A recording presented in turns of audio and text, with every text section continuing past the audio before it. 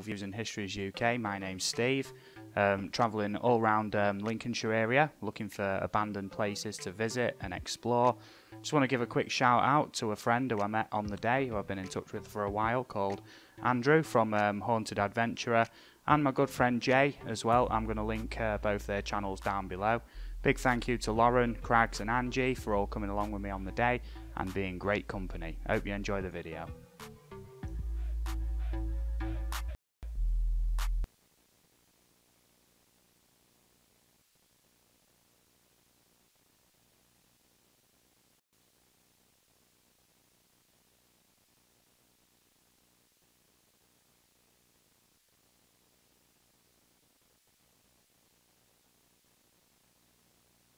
Hello and welcome then to vlog number 2 from Aerial Views and Histories UK. My name's Steve. Travelling all around Lincolnshire area, looking for abandoned places to visit and explore. Just want to give a quick shout out to a friend who I met on the day, who I've been in touch with for a while, called Andrew from Haunted Adventurer, and my good friend Jay as well. I'm going to link both their channels down below. Big thank you to Lauren, Craggs and Angie for all coming along with me on the day and being great company. Hope you enjoy the video.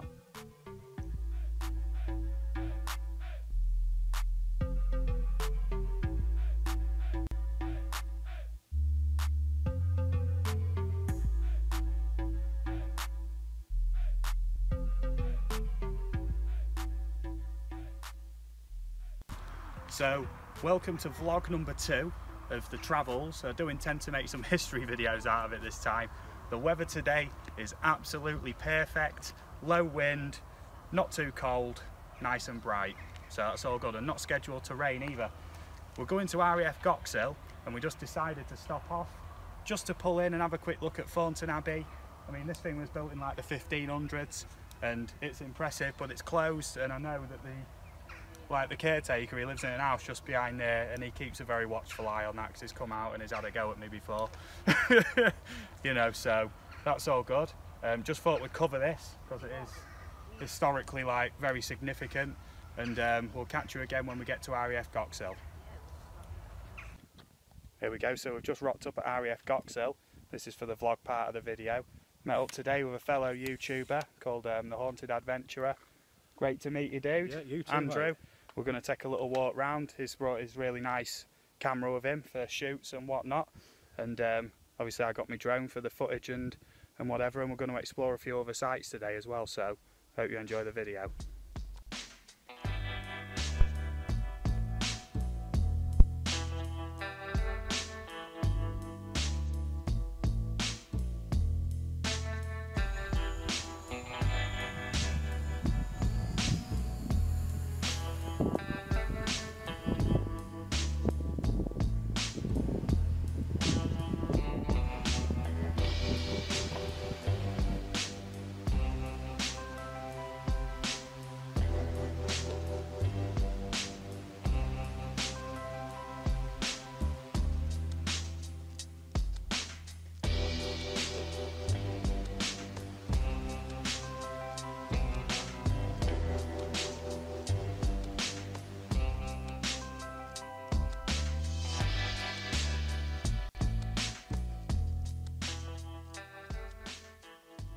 So we did RAF Goxhill, and then we went on to an abandoned location, an old Georgian house suggested by the Haunted Adventurer. Although the door was locked up, so we didn't manage to get in, but I will share some of that drone footage that I got from there with you now.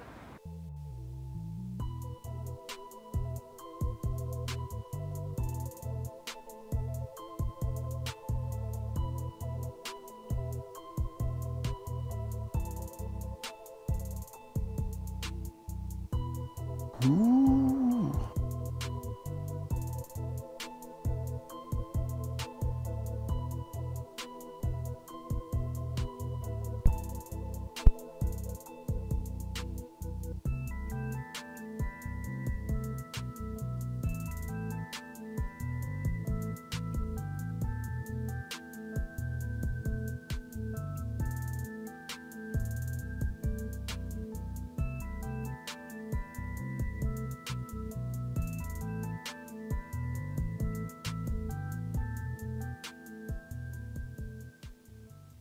We're just rocked up at a pub, just grabbing a quick drink, and then we're on to our next location, which is the anticipated Stalinborough AA batteries.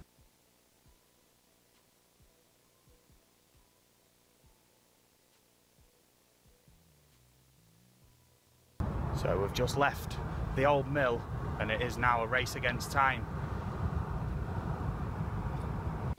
So we're on our way to give me 1 second. We've got some torches for this because we know it's probably going to get quite dark. We're at the, and it's freezing by the way, that's why I've got my hood up. We're at the Stalinborough AA batteries, or we very shortly will be. And this is one we've had to miss out on a previous expedition out into the wild, and we've got torches, got all sorts. We're with the Haunted Explorer. Sorry, I got that wrong. The Haunted Adventurer. And we're going in. It's going to be pitch black by the time we're done in here. There's a bit to explore. I'm just watching my footing because there is stuff all over. I'm going to put a link to the Haunted Adventurer's channel in the description down below. Check him out. He's guided us here. I did have some information of how to get here, but it's just drove us right to where we need to be, which is brilliant. Found a good parking spot. We are being tailed. Look at this. I got a camera, man. Got a camera and a light. Man, we're turning pro.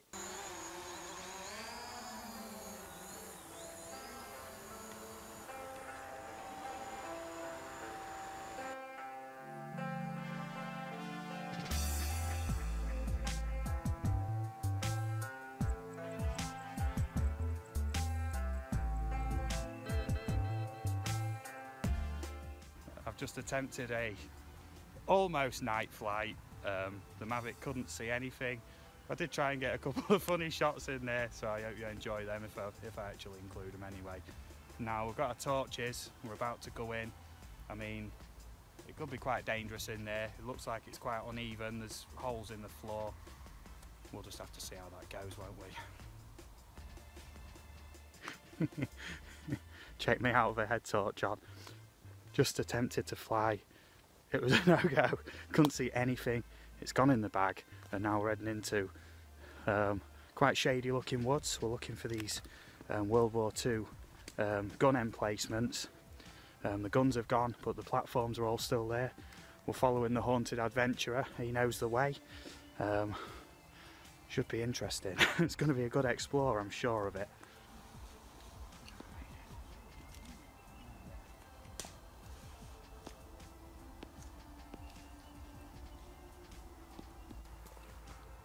We're going first person on it now.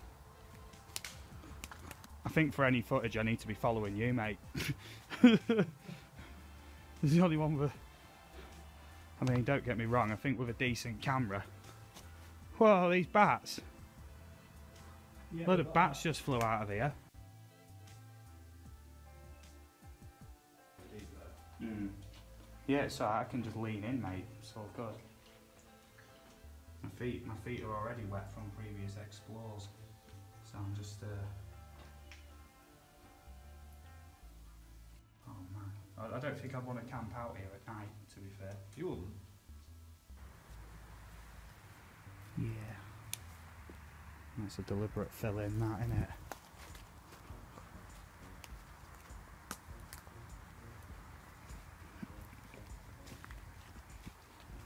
Oh, look at that hatch. Good job we got torches, isn't it? Oh, you wouldn't want to end up down there. What's this in here? It's a vehicle of some description. Yeah, here's the other one. I don't know if you can see that. I'm going to have to get a bit closer. Is this from World War II era, or is this after? I think that's just a farm's slurry truck, isn't it? Possibly. I don't truly know. They used to carry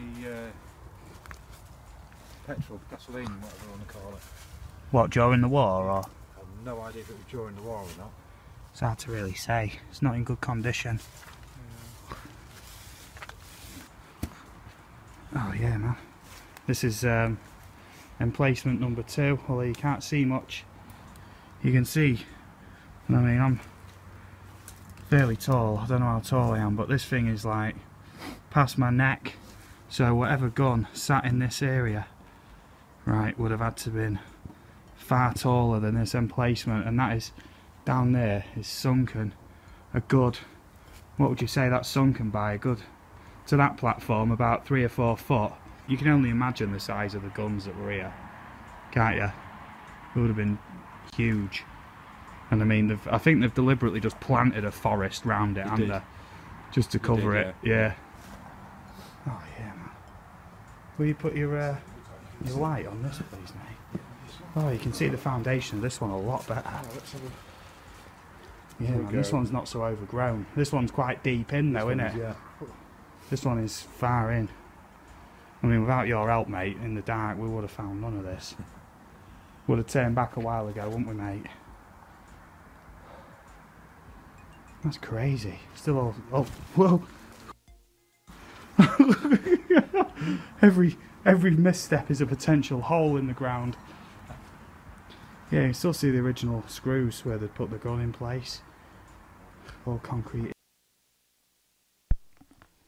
Hello there, everybody, and welcome to the stream. Just transition you over. Everything's looking good. I'm just going to unmute my guests for the night and introduce them. 1 second. Can you all hear me, guys? Yes. All right. So right here we have 1 second. I'm just making sure I've got this right. Okay. There we go. Everything should be right now. Okay. There we go.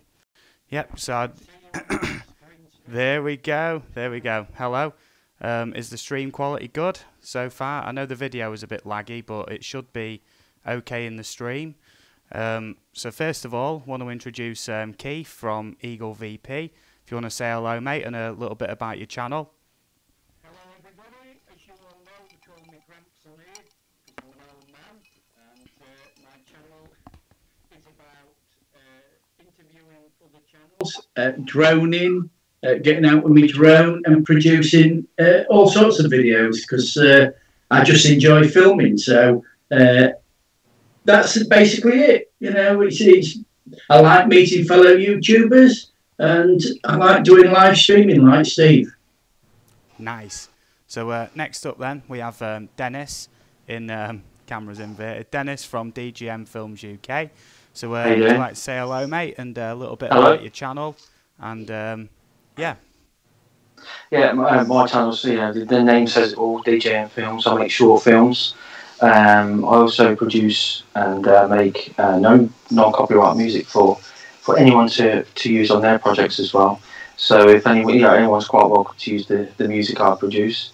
I do short films, all genres, you know, sort of anti-bullying, I do drama, I do action, horror. So yeah, it says it all in the name. So good out. So next up we have Jay from Walking Into the Unknown with Jay. So say hello, mate, and a little bit about your channel. Hey up, guys. Pretty much at the moment into a bit of exploring and just coming into the world of drones. I've sort of been running the channel for about 3 weeks. Been into photography for about 5 years, so trying to mix all that up with exploring military and anything urban, really. Really enjoying it, getting out there, putting max effort into it. So just trying to get the subs up and likes, and looking out there, trying to make some friends, tag up with some people. Anybody wants to come out for an explore or whatever, meet up, and yeah, be enjoyable. Yeah, man, sounds good. So we do also have Crags with us, Kev from the channel Crags, but he's having problems with his Skype. I'm assured that he'll be back with us in a few minutes. So when he's back, we'll let him introduce himself. If you've been in my streams before, you'll know who Crags is anyway. Good friend of mine, good drinking buddy as well. We talk about all sorts, and that's why I like him in on my streams, because I know what he's all about, and we get chatting about conspiracies on quite a regular basis. So I'm going to go straight in with this, because I am very, very keen to talk about it. I'm going straight in for it, and that is the Gatwick drone incident, right? Because I think it's all one big joke, right? Does anybody know anything about what's going on with that as it stands now? Only what I've watched on the news, Steve. So I know you've said prior to the live stream that you've got a lot to talk about on this subject. Yes, indeed. Essentially, if you don't know, there's a lot of people who probably don't know. On Wednesday, Gatwick, the UK's second largest airport, was shut due to a drone being seen near the runways and around the airport. Police described it as a industrial-sized drone, so it'd be nothing like one of these I've got behind me. It'd be a big custom-built jobby for probably like film industry or like aerial surveying, something like that. 36 hours with a small window where no drones were reported. And essentially, there is no footage of any drone, none that's credible anyway. So what happened was they brought in 20 extra police squads, all on perimeter duty, and around the airport itself.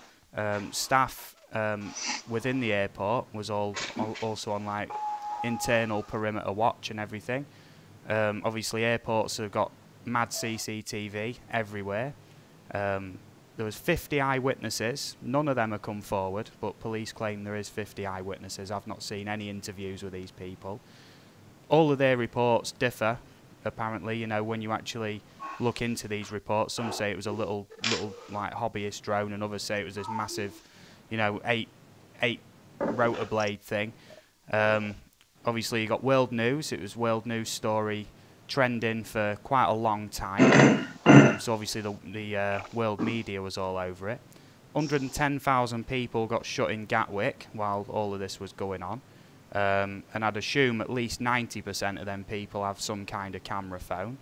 The police sent out 2 search helicopters with flare cameras, the forward-looking infrared cameras. And bearing in mind, drones get really hot when you fly them, especially the batteries. And the battery life of most drones, you know, we're only talking 20 or 30 minutes tops, and these things were seen apparently every sort of hour within this entire ordeal. There's one bit of footage which was at night, apparently taken from on board one of the planes that was about to take off. That was proven to be a police search helicopter, completely debunked. That is proven to be a police search helicopter. And another bit of footage just of a phantom type drone going through the sky. And all you can see is lampposts. That's it. You don't know when that was taken, where it was taken, anything like that. But it's touted as proof that was the drone that was at Gatwick. There's no proof of that. And even the news referred to that night bit of footage as like a drone-like object. So they didn't actually confirm that was a drone, but it got circulated as the drone and everything. Obviously, at the same time, all the main Brexit news stories disappear. Theresa May's vote of no confidence and everything. That all disappeared while all this Gatwick stuff was going on. Gets mentioned in Parliament while it's going on the Thursday. Talks of emergency legislation come in straight away, potentially to ground all drone flights until further notice, and increase all the no-fly zones around airports. Hello there, Crags. Nice to see you. Crags is back. Would you like to say a little bit about your channel, mate? I was just sort of on a bit of a rant there, but... My Facebook channel is mainly where I put my videos, which I record at the Yarders Rock Club. I tend to record the bands, and I put them up on my Facebook page. And I also work with Steve on his aerial views and videos. Yep, 1 second, I'm just trying to wrestle control of these windows. They are going a bit haywire. I can assure you that they do eventually stabilise out. once we get going. I'll just sort that out. It's because you just dive back in, mate, and it's sort of sent everything out of whack. Can't seem to sort that one. There we go. Okay. So yeah, everyone say hello to Crags in the chat. The links to everybody's channels who's in here is in the video description. If not, they'll be in the chat. So say hello. I was just going on about this drone incident. I don't even want to call it a drone incident anymore. I want to call it the Gatwick incident. It's beginning to look like it wasn't a drone. No.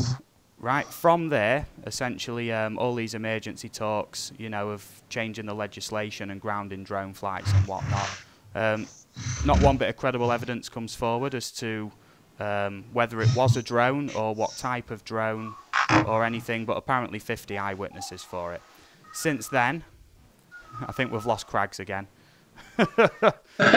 one second, we're having technical issues with Crags, so let me just find him on here.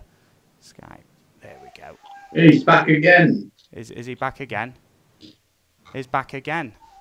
Yeah, okay, all these windows are going out, but I'm just going to keep trying to readjust them. OBS, no. Yeah, that's it. OBS is being an absolute beast today. Yeah, so essentially what happened was airport reopens. Police announce that they've arrested 2 people, all sort of hush-hush. The media gets hold of the names of these people, circulates photos of them. They get a load of, we'll call it crap, from, you know, world attention. You shouldn't be flying near airports, blah, blah, blah. On the most flimsy of evidence, his boss instantly at the time of him being arrested said he was at work for the majority of that time when you're claiming that the drone flights were taking place, but they brought him and his missus in anyway. A day later, completely released without any sort of charges whatsoever. Right, so sort of like that's a bit of a giveaway. No drones have been found, no footage. And essentially, at the same time all this was happening, that was happening at Gatwick, Heathrow Airport was having some computer issues. I don't know if you heard about this. And essentially, a load of their systems shut down. Certain flights were grounded, and certain landing permissions were taken away. And within the past few hours, Birmingham Airport's having a similar computer problem. Right, where they're actually refusing planes landing at the airport. So that's sort of 3 airport incidents within 3 days, 4 days. And Gatwick's obviously blamed a drone for their issues. I think they're actually having computer problems. Or the wider theory is that the airports are under some sort of cyber attack, hence why systems keep shutting down. I'm willing to take a bet right now that my OBS is getting hacked in some way. I reckon Eagle VP's hacking. I reckon he's hacking my OBS because his window keeps going way bigger than everybody else's. You see, sort of. Yeah, I don't know what's up. You know, all out, right? He's gone up again now. Big again. Now, Yeah. here comes the twist. And once I've got this point out of the way, we'll all have a good discussion about it. Essentially, because the Gatwick incident was blamed on a drone, that is seen as like extraordinary circumstances. So everybody who was affected won't get the money back, which would equal tens, if not hundreds of millions of pounds in flight, you know, like refunds. Whereas the Heathrow incident that happened with theirs, everyone had to get given the money back because it was their own issue. And the same as what's happening at Birmingham too. So they're going to get their money back. But everybody at Gatwick won't. Now that sounds very fishy to me, that there's no evidence of a drone. You know, we've got our computer systems going down. What do we blame it on? What do you guys think about that? I'll start with Keith.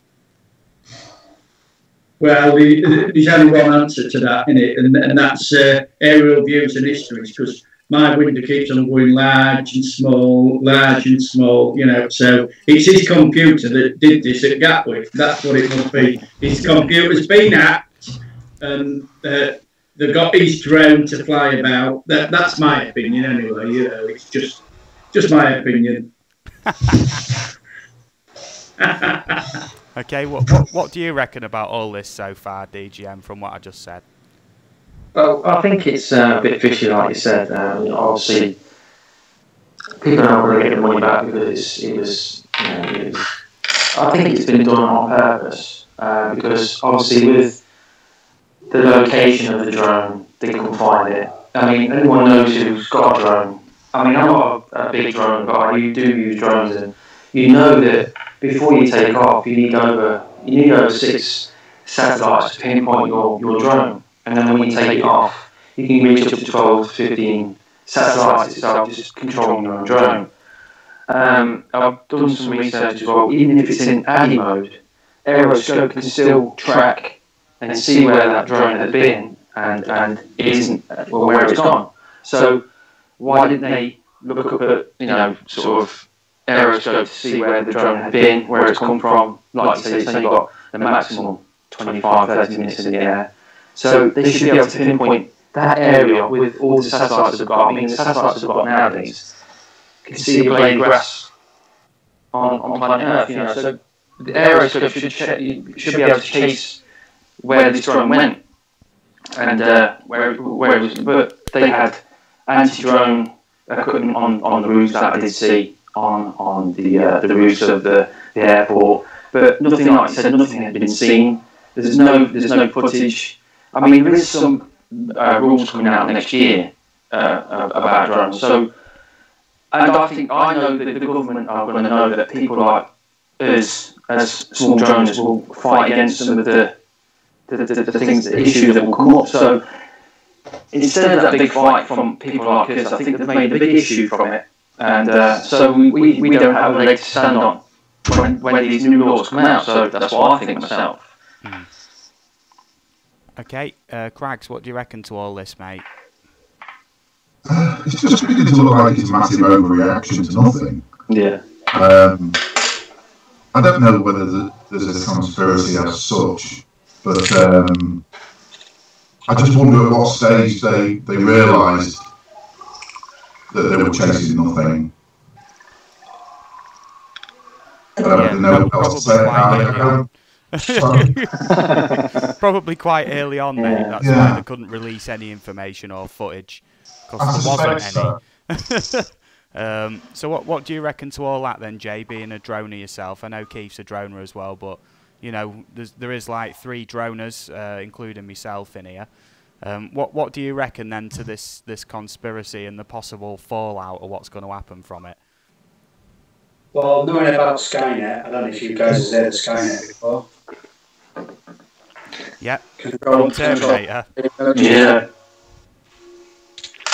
I sort of think to myself, every part of every sky, everything is being monitored.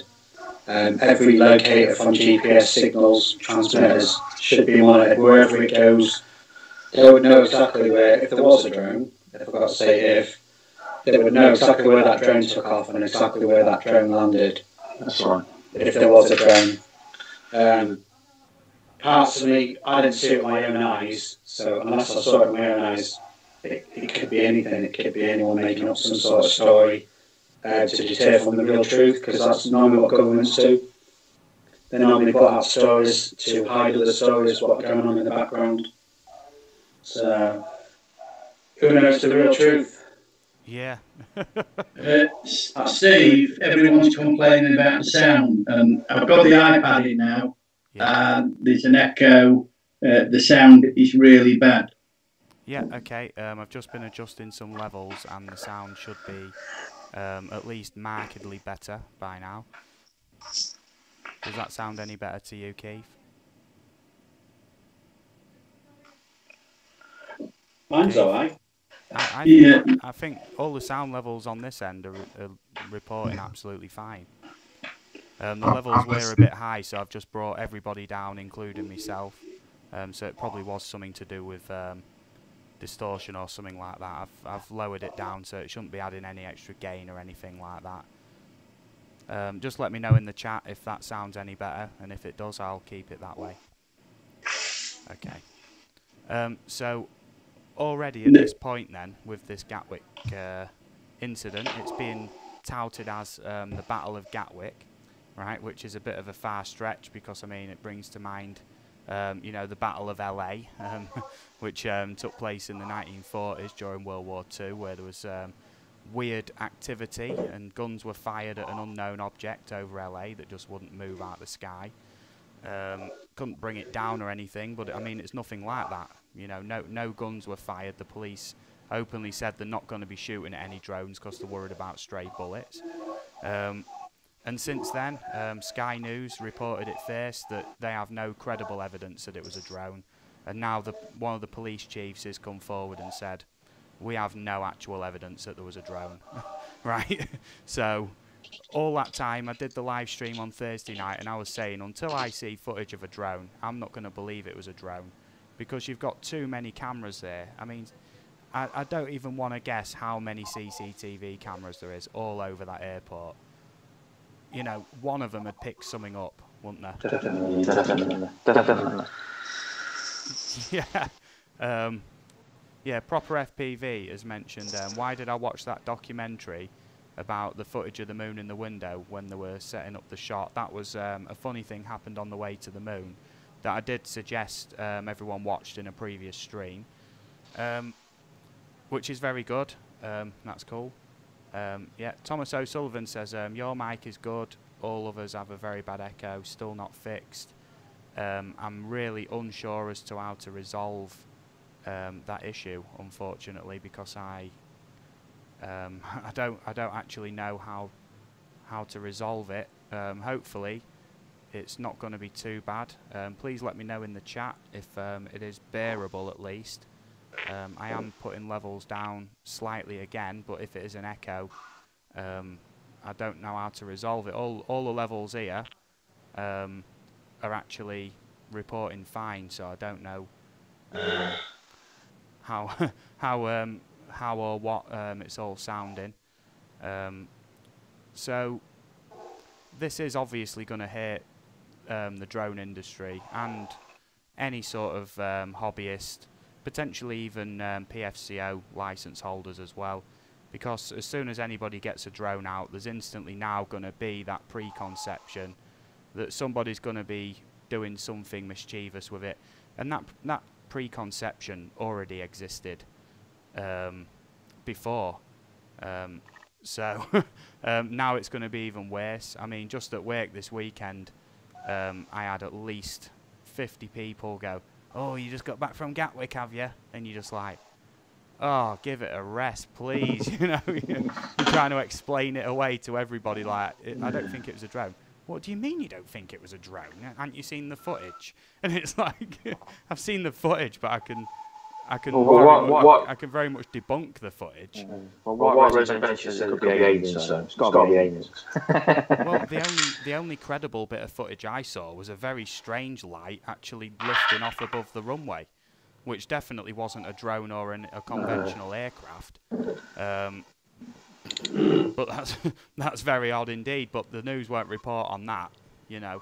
And that was a link that Equinox Photography sent me. PD Tech says it'll harm the public perception of drones. The public perception of drones is already very low to the general public. Everyone thinks you're trying to spy on them, or you're there to disrupt flights anyway, even though no instance like this has been, covered in such a way. In 2017, there was an incident at Manchester Airport. Someone was flying a drone. Resolved within 10 minutes. They found the guy who did it. They found his drone and brought him in within 10 minutes. So it goes to show that they do have the means to do it. If they want to take down a drone, they'll send up one of their own drones, won't they, to just follow it. Yeah. Yes? How did you even know it was a drone in the first place? 50 eyewitness statements. Yeah. But everybody nowadays has got a phone and they catch everything. I mean, they catch fights, they catch car crashes, but they can't catch a drone in an airport. Yeah, so you're telling me 50 eyewitnesses don't have a phone? Exactly. You know, it seems a bit wild, doesn't it? And I mean, most phones these days have at least digital zoom on them to some degree, which would spot these drones and whatnot. There has been other quite famous cases of drones near airports, and upon further inspection, and one of them turned out to be a carrier bag.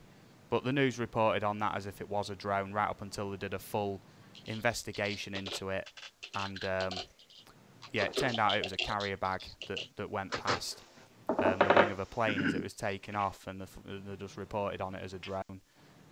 Any sort of mainstream news story that involves any near miss with an aircraft, with any object, even though the pilot will refer to it as a drone-looking object or a drone-like object, you know, the mainstream media will pick that up as a near miss with a drone. You know, the pilot doesn't say it's a drone. It could have been a bird, could have been a carrier bag, at all different altitudes. You know, one of these reports was made at 10,000 feet.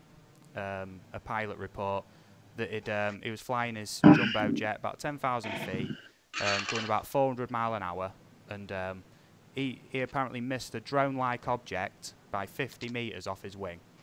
Now, if you're traveling at 400 mile an hour, and I know that about 500 meters is the sort of visual line of sight limit where it will go out of sight, traveling at 400 mile an hour in a big jumbo jet with this tiny window, in comparison to the size of the plane, you've got a split second to identify whatever it is in the sky, if it's the size of a drone or a bird.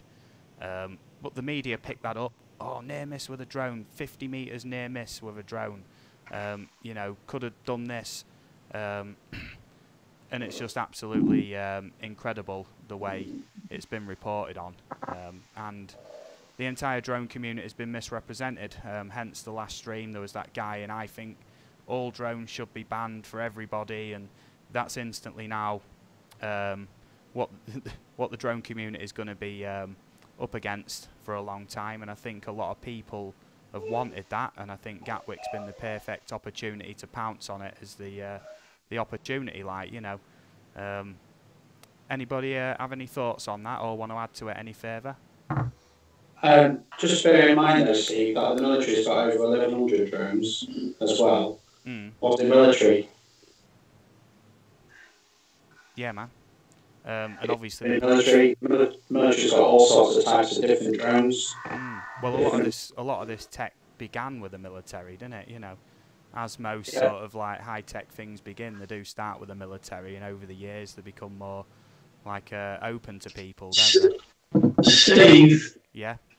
The sound on James is ever so loud. Can you speak, Dennis? Hello. Okay. Right, I'll lower down. Yeah, even on Dennis's, even on mine, and I've turned my mic right down. Okay. Yeah, So, I'm lowering these down. You know, it's ever so loud. You're just right, Steve, but we are ever so loud. Yep, okay, well, let me resolve this 1 second. I do believe I've just identified what it could have possibly been. Yeah, just leave this with me a second. I'm just working this out. Yeah. Yeah, okay. Like this. And for a split second, the audio might be a bit funny. Yeah, because the audio in the Skype chat's all right, but when you play it back on the thing, now we are really loud, you know, and that's causing the echo and the distortion. Yeah, okay. Well, please let me know if that's made any sort of difference, because I have just completely changed the way I was handling the audio. So please let me know if that's any better. If you want to carry on as we are, okay, and it should be okay now. So do you want to say a little bit more, somebody, and we'll work out these audio issues? Like I say, trying to run everybody through OBS. This is still new territory to me, and I want to get it right, hence why I keep trying to use it, and it keeps buggering up on me. But once I get it working right, it is going to be good. So, yeah, Craggs, you've been following the story fairly closely, haven't you? You've been chatting to me. So, just pure speculation at this point. Do you believe it was some sort of computer glitch or possible cyber attack? Do you think it was a drone, or do you think it was something not of this world? I suspect it was none of those. I suspect somebody saw something that they thought might be a drone, and it all snowballed from there. That seems to be what I mean. Like this couple that were arrested, and then they were released without any charges, and then there was the announcement earlier that there might not have been a drone at all. You know, I suspect that's what's happened. Yeah, it does seem extremely fishy, doesn't it? Yeah. Yeah. Everyone have a quick sound test. Just say hello, nice and clear, because I think I've got the audio down now. Hello. Hello. Hello. Yeah, the audio should be pristine now. The way I was doing it before, I was having every single person's audio running through OBS as a separate feed. Now I've just done it as a desktop audio capture, so you're getting the direct feed now of the audio from my sound card, basically, which should pick it right up, and everyone's saying that the sound's a lot better now. Yeah, it is. Good-o. So we're nice one. We're 40 minutes in, and we've just about ironed out the technical difficulties, apart from Eagle VP's window just doing whatever. Yeah, I can't understand that. And you notice every time it keeps resizing. That's me doing that manually, by the way. Yeah. Right.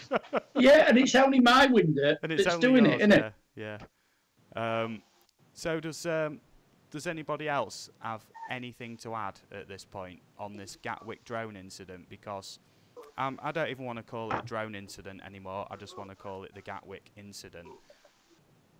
Wasn't it supposed to be the day where we were supposed to be having a decision for the Brexit referendum second vote or something to do with that? Yes, and a potential vote of no confidence for Theresa May as well in Parliament. And an apology from Jeremy Corbyn to Theresa May for him calling her a stupid woman. There's a lot going on, isn't there? And at that time... I don't even believe there was a drone. No, there wasn't. I don't think there was. Because they would have had some footage, some good footage. Yeah. At least, if it came over a few times, someone would have been sitting out there waiting for this drone to come over to get that footage, to get the story, to get the money through that paper. Or, you know, there would have been someone sitting out there day and night for that drone to come out. Yeah. Yeah, I think you're right. Yeah, most definitely. And obviously the people who were there, when I did the live stream on Thursday night, there was a guy in the chat who was stuck at Gatwick, and he said, you know, nobody said they've seen a drone, right? And these things were meant to be appearing every hour, right? So that's a telling sign, you know. And from the a link I was sent that the Sun put out, and it showed you every single different supposed sighting of the drone. Some of these were right close to the main like hub building where everybody was like holed up, if you know what I mean. And you just know, don't you, world media they're all trying to get snaps of this drone. If you got some clear footage, even if it was 10 seconds from inside Gatwick, without the window, you see a nice bright light that's clearly some sort of like UAV drone, you would be in for several £1,000s, wouldn't you? You'd have several media companies trying to buy that off you if you had the only bit of footage. Yeah. And everyone's got a camera phone. They're all in there bored. You'd think they'd swarm to the window if they saw a drone. Yeah. I mean, how long does it take to get a phone out to press record to get this footage? I mean, obviously, when something happens out on the streets, the normal streets, everyone's got the phones out. So if a drone is coming over every hour or something, I mean, it takes seconds to get your phone out, press record. I mean, you can, like I said, there's so many people there in that terminal waiting for this drone, you know, because everyone's been told they're not allowed to go on the planes because of this drone. So everyone's been looking out for it. Now, in the live stream I did while the Gatwick situation was still going on, someone brought quite a disturbing sort of theory to mind, which I didn't really want to talk about at the time, but now it's actually blown over and whatnot. Sort of not blown over, but was that the theory, someone came in with a theory that essentially it might be terrorists deliberately flying at the end of the airport to then get everybody corralled into the main building, which I didn't want to talk about on stream in case it actually happened, you know, because then I'd look like a right knob, wouldn't I? you know, talking about it on stream, and then it happens, the police would be knocking at my door asking if I did it. You know what I mean? You know, it's like you seem to know a lot about it, mate. You know, but like I say, you know, no credible evidence as far as I'm concerned for drones. I believe it was some sort of computer glitch, and to save giving out refunds, they said we're having to ground all flights, cost of drones or something like that, and just had to roll with it and just keep making up that there is this new eyewitness and whatever, you know, probably paying people off, you know, just to give the odd fake statement to the police. Steve? Yes? I'm just going to go off for 2 minutes because I think I found out what the problem is. Yeah, okay, mate. Well, as soon as you're ready... Yeah, I'm coming straight back on, but I'm just turning the NDI off the Skype to see if that makes any difference. Yeah, okay, mate. Okay, then I'll be back shortly. All right, mate. Catch you in a minute. Yeah. Keith's windows all over the place. Oh my God! Now Keith's gone. Guess what's happening? It's Dennis's window now. Oh, I'm blowing it now. I'm getting my 15 minutes of fame now. Every time a window changes, I'm literally manually. Oh, that sent everybody out. That did. That's it. I tell you what, this Skype OBS thing, I tell you what, it's a technical nightmare. I thought I had it down. I've spent a couple of days getting this rig just the way I want it, and then when it goes into practice, the windows are popping out all over the place. I don't bloody know, right? So, okay, I think we've pretty much talked about Gatwick enough now. I think we've been banging on about it for about half an hour. So, unless somebody else has a conspiracy theory that they want to throw at me, essentially, I have one that I'd want to talk about myself, but I'm just testing the water, seeing if you guys have anything off the top of your head. Anybody want to step in? What you got, Steve? What you got? I want to talk a little bit about the Fermi paradox. Have you ever heard of this? No. Okay. There was a scientist, I can't remember his first name, but his last name was Fermi, spelled F-E-R-M-I, who theorized as to why the universe, or specifically the Milky Way, should be teeming with life, but why it doesn't seem to be. Like, there's no sort of contact or direct, you know, viewing of any sort of alien craft or anything. Not in a way that you could easily debunk or anything like that. I'm back on again. We do have Keith back in a tiny little window up there. That's cool. Keith, we have you back. Nice to see you, mate. Yeah. So, yeah, essentially he came up with a set of theories as to why that is. Why? Have you ever heard of something called Drake's equation? No. No, okay. There's another scientist called Drake, right? And not the rapper Drake, but another Drake. No, still ain't done it. Who came up with an equation, a very long, complicated equation, that calculates just within the Milky Way itself the amount of stars there is, the amount of planets, the amount of possible habitable locations, and the possibilities of life within each of them different like subsets of habitable areas and planets and whatnot. Is that the one? And his formula comes out at 0.99 recurring, you know. So it's like 99.9999% chance of life elsewhere in the Milky Way alone. Now another scientist came through with a formula that adapted that, which actually calculates that for the entire universe, and his formula comes out as 100% chance. But then this is where the Fermi paradox comes in, you know, why the universe should be full of life, but it isn't.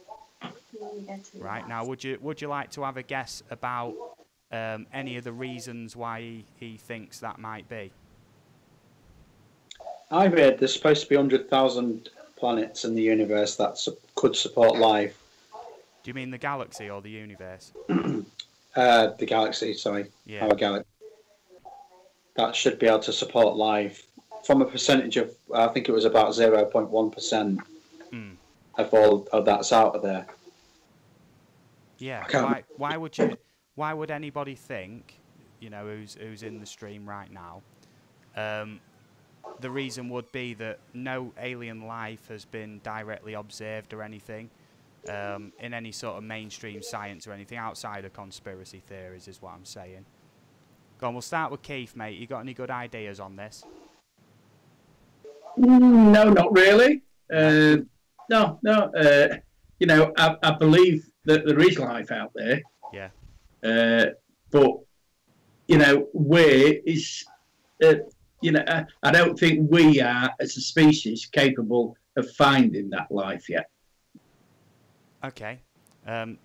Dennis, do you think you have anything to add as to why civilizations haven't revealed themselves to us, or we haven't found them?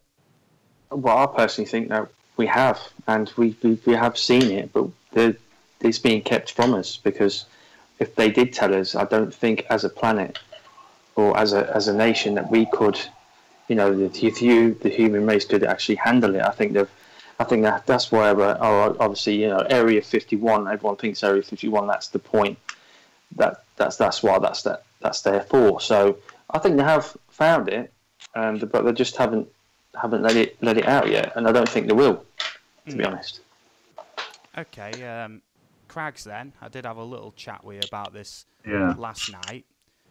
Do you have anything to add on this? Any interesting points, maybe? Well, I mean, you could get really Star Trek over this, couldn't you? I imagine that maybe if they've not made themselves known to us, it's probably because they don't want to. And you suggested possibly because we're not ready. You know, sort of the prime directive thing, if you like. But other than that, no. I mean, it's an interesting theory. You haven't heard all the ins and outs of it yet. No. This is just the Q&A session. This. Yeah. Jay, you got any theories as to why the universe should be teeming with life, and why it's not been sort of encountered? I think it is. Yeah. Yeah, personally, if you look at Antarctica, it's one of the most militarized zones in the whole of the entire world.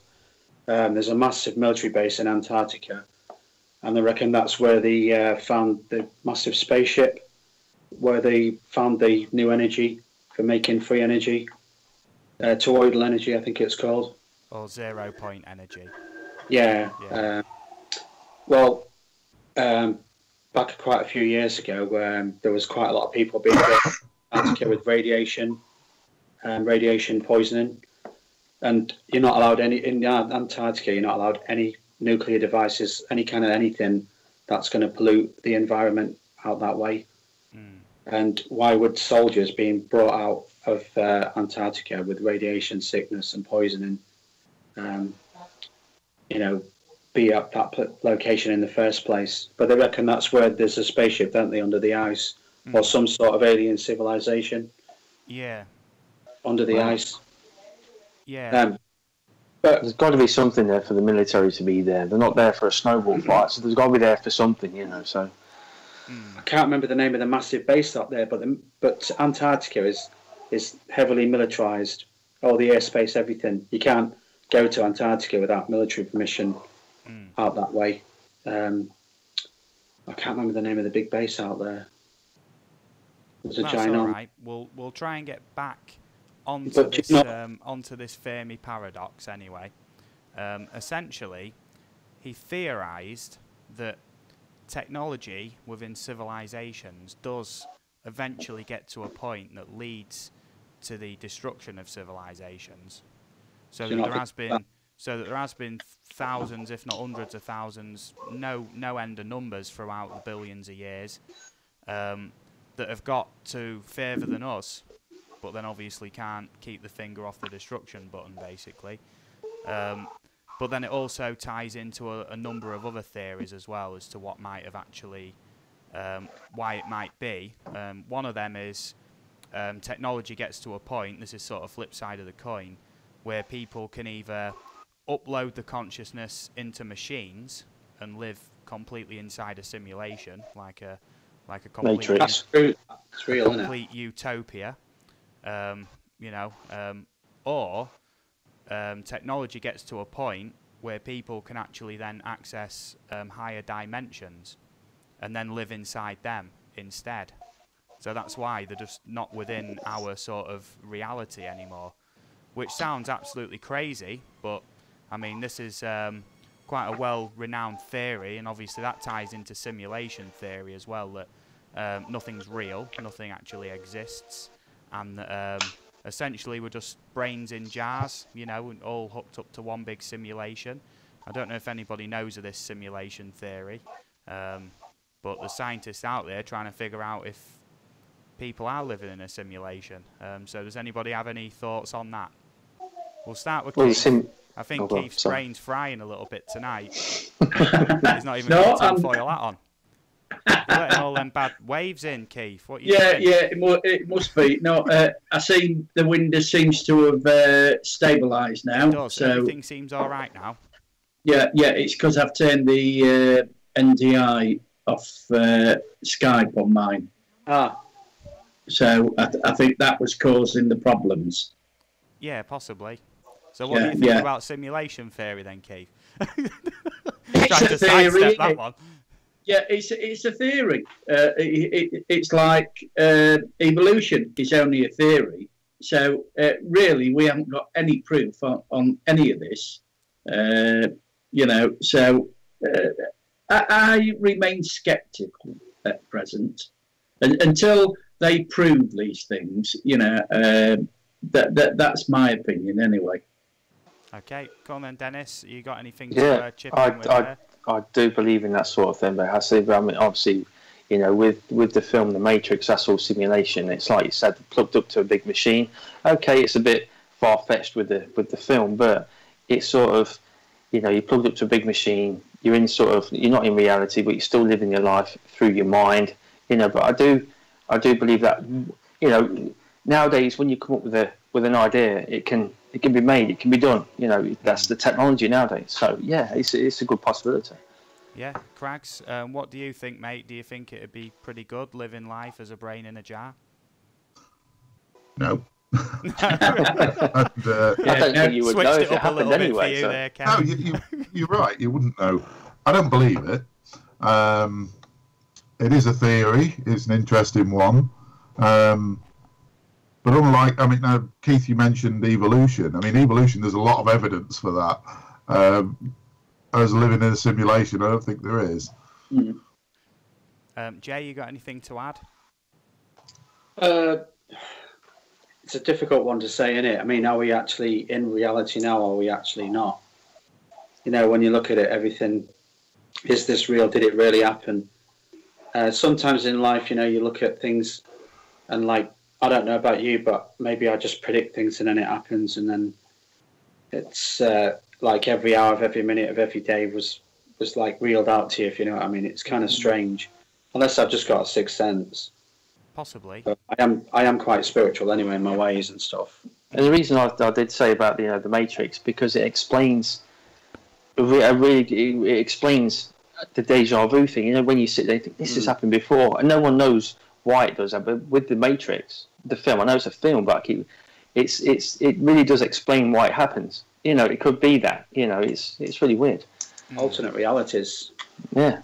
Possibly. Now, deja vu is quite a mystery. There has been and that's why I think the Matrix has sort of explained it. You know, you're living you're not living in the real world. You're on you're going through a simulated thing, and the Matrix, like I said, really explains. And the only way the Matrix explains it is the only way that people could actually recognise it, and no one else has explained how it happens and why it is. But that film did, you know. Yeah, it does cover it quite well for saying it's a Hollywood film, and I think it definitely did get the sort of simulation theory into sort of like the public domain quite a lot, because I sort of knew about the simulation theory a long time ago, before The Matrix came out.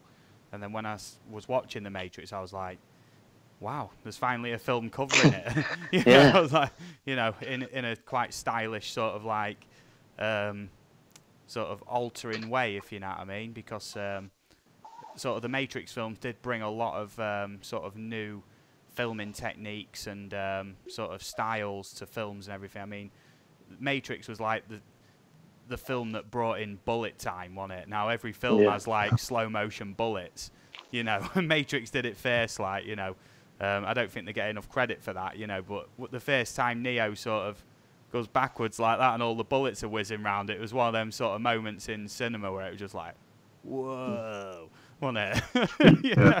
I was pulling a right cringy face then. But White Rose Adventures has stepped in. Nice to see you. Hello to everybody in the chat. I'm sorry I didn't open up by saying hello to everybody. I did have a few things about Gatwick on my mind that I just literally needed to fire off. They have been sort of like burning away inside there. He was mad. And I just want to get it out there, you know, just sort of bring it to the public attention that even the police are saying it probably wasn't a drone, right? They're the bloody police, right? And they're saying it, you know. Mainstream news is saying, you know, there's no credible footage, right? So please don't keep... Sorry, Steve, I've just got to disappear for a second. Yeah, that's fine, mate. Yeah. So, yeah, essentially, if it keeps getting called the Gatwick drone incident, I'm going to lose my mind, I think, because it is bringing a bad name to the drone community, which I've always known as being very friendly, very law-abiding, very welcoming, you know, and always trying to reinforce that public sort of perception that we are actually decent people, not anoraks out to cause mayhem, you know, which is the main perception as it has been, but now it's even worse. White Rose Adventures has stepped in the chat and says, I was watching something about a world reset where this organisation has a device to restore life. We destroy each other, and then it goes back to the last save point and everything is restored. Does anybody have anything to add to that? Because, yeah, that is an interesting concept, but I mean, it is based wholly in sort of without proof, obviously. I know you can only put 200 characters in the chat. If you want to elaborate on that a little bit more, White Rose, and we will have a little talk about that. Obviously, you know, Equinox Photography has come in now. I've just accepted a new job at Gatwick Airport. They're giving me a bow and arrow and a horse to patrol the runways. So I'm going to be the drone ranger. Equinox Photography, it's always a pleasure, mate. Always.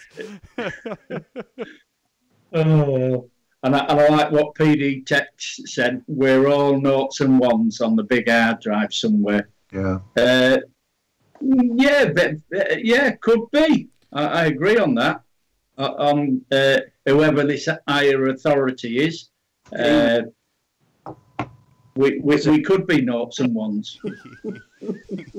Sorry, I'm still giggling about the drone ranger. What is, just while we're on the topic of Gatwick, we do keep looping back, and that's a good thing. What do you think the funniest meme you've seen about the old Gatwick situation is? Because I've seen a few. Go on, I'll start with Keith, mate. Are you up to date on your memes? No. No? Okay. Right, I'll move on to Kev then. What's the funniest meme you've seen?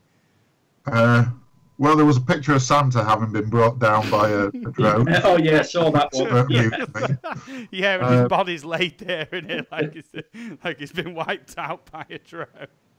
Yeah. I still think one of the best has been the Theresa May saying, oh, I can't remember what she says now, but this will distract everybody. This will keep them distracted for a few hours or something like that. Jay, have you seen any silly Gatwick memes? Not really, because I don't really watch the news. I try not to watch it because I know nearly all of it is lies.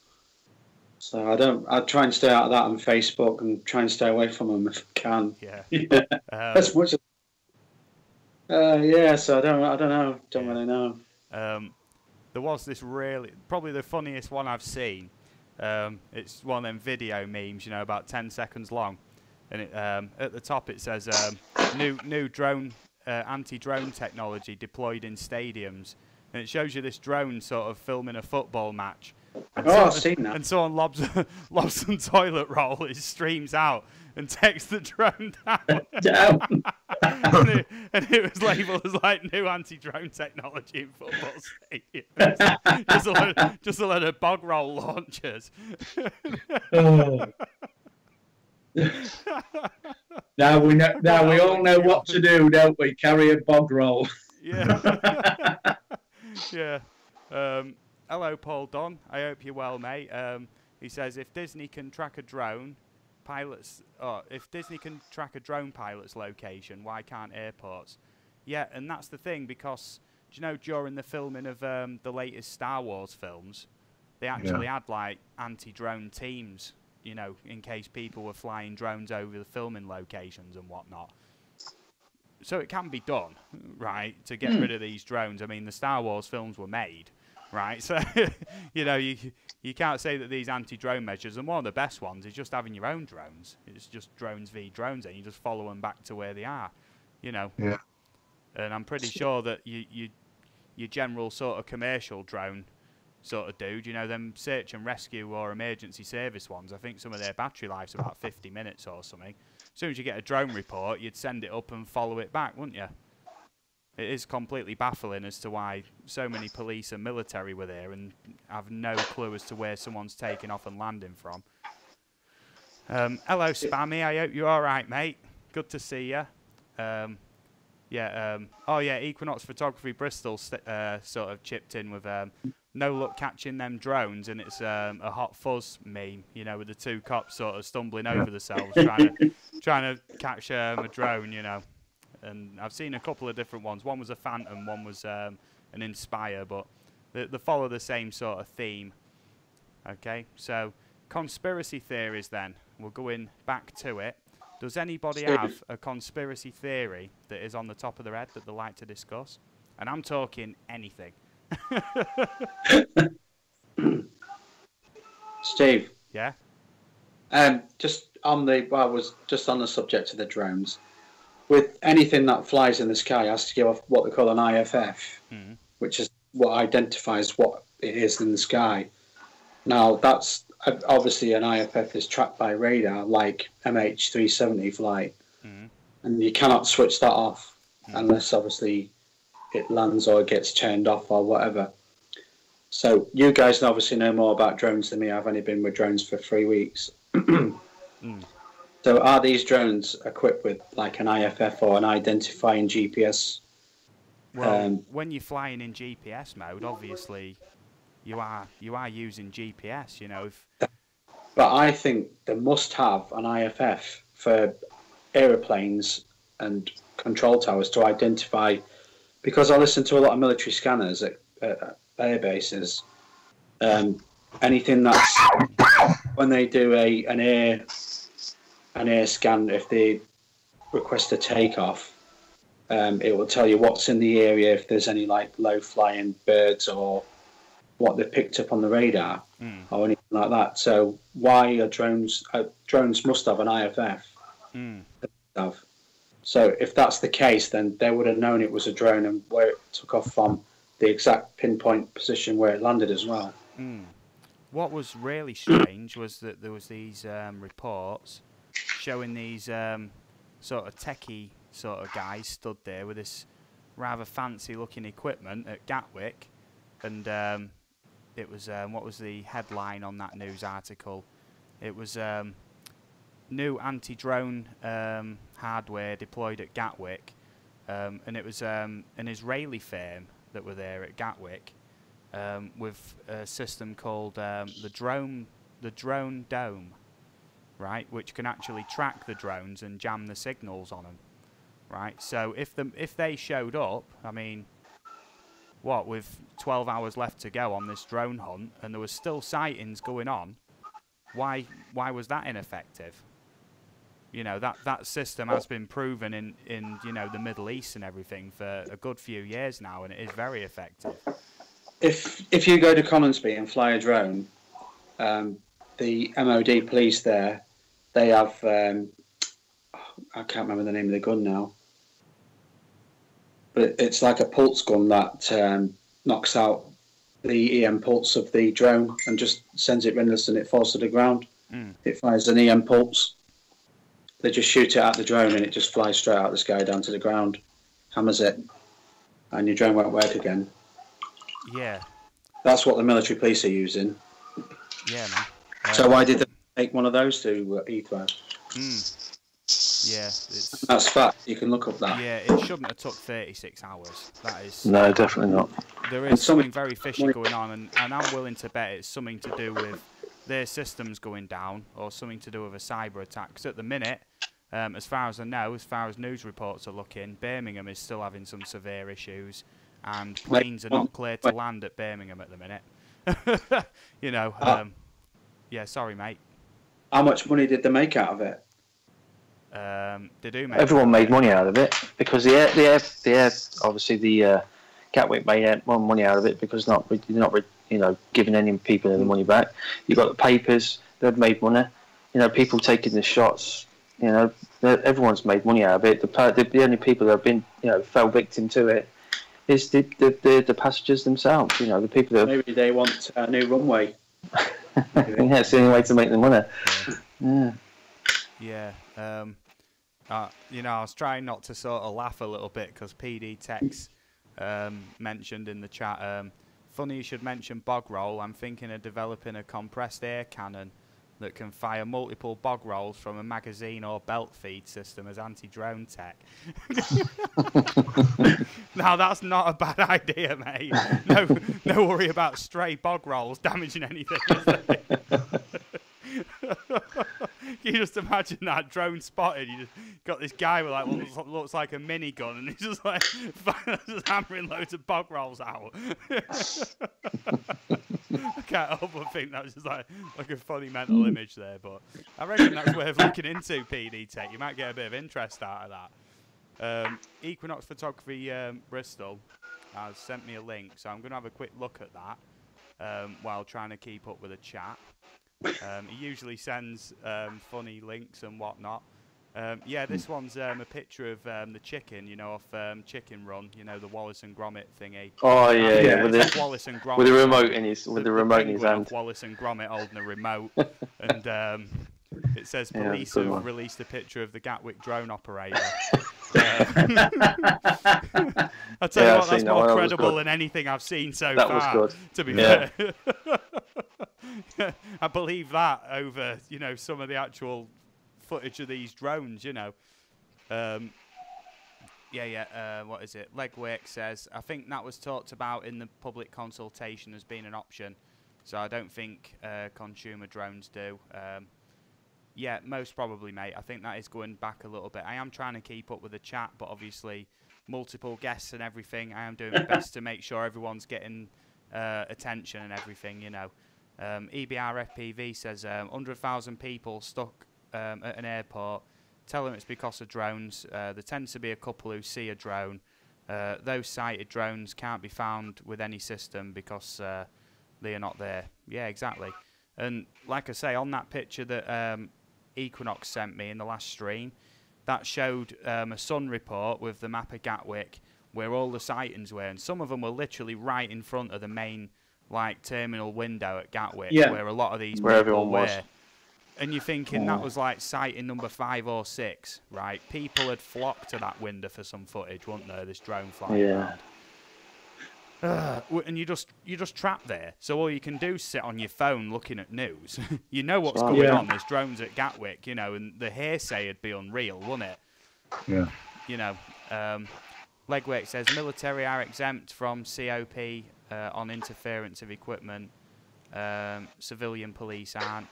But the thing is, Legwork, military were there. And obviously that Israeli company was there. That would obviously be under sort of military control because it's military technology. So, you know, PD Tech says, Steve, have you ever seen the compressed air potato firing cannons made from plastic pipe and plumbing fittings? Very easy to make. Yeah, I've seen that. Easily I've seen converted to fire bog rolls. I think we're going to keep getting. I think we're going to keep going back to the bog roll topic. That don't bother me. I reckon I should start a GoFundMe called Gatwick Anti-Drone Technology. Let's help them out, and essentially pitch this bog roll cannon to them just as a laugh. I reckon it might go viral. That, you know. It might. Yeah, it might even patent the idea and have it actually get it made. Just for like the cheapest sort of stickman concept you can see. You know, just a stickman there with a bog roll launcher taking about 50 drones down, you know, like he's Rambo.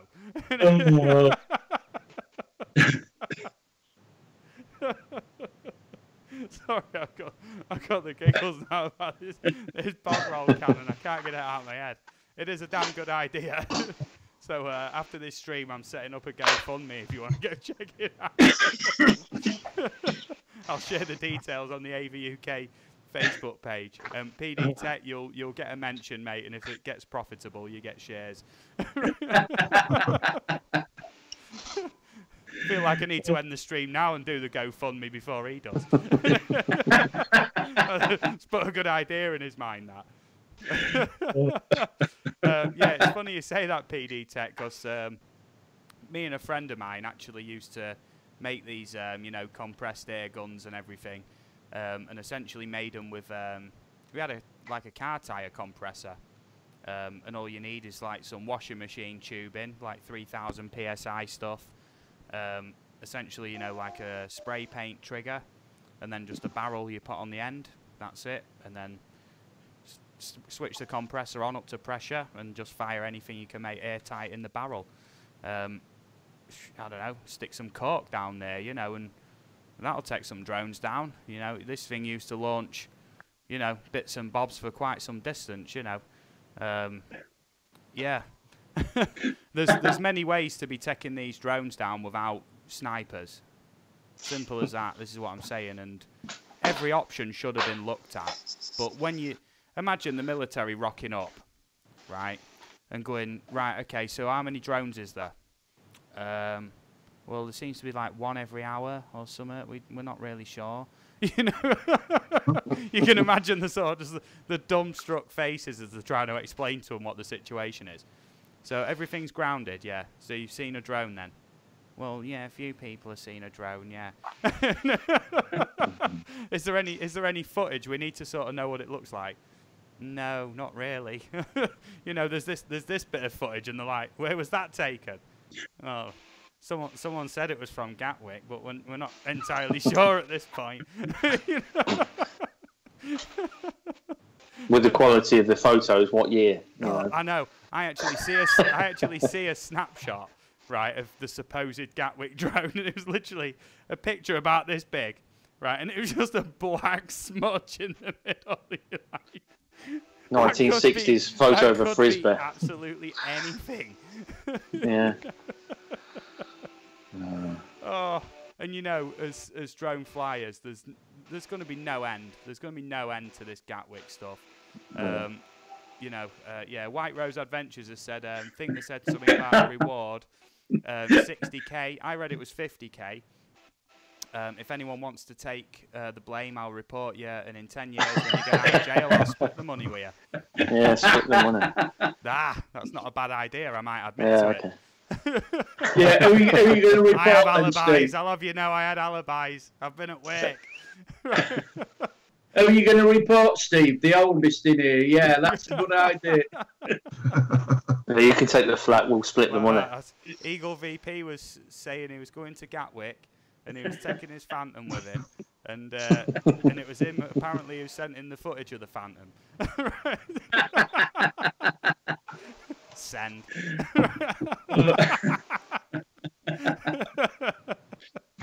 I don't know.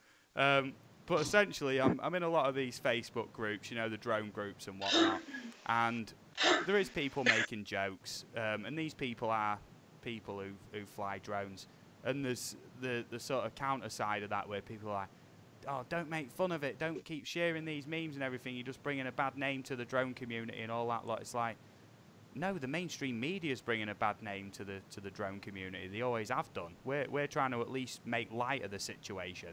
That's all we can do at this point, and just speculate on whether it was actually a drone or not. You know.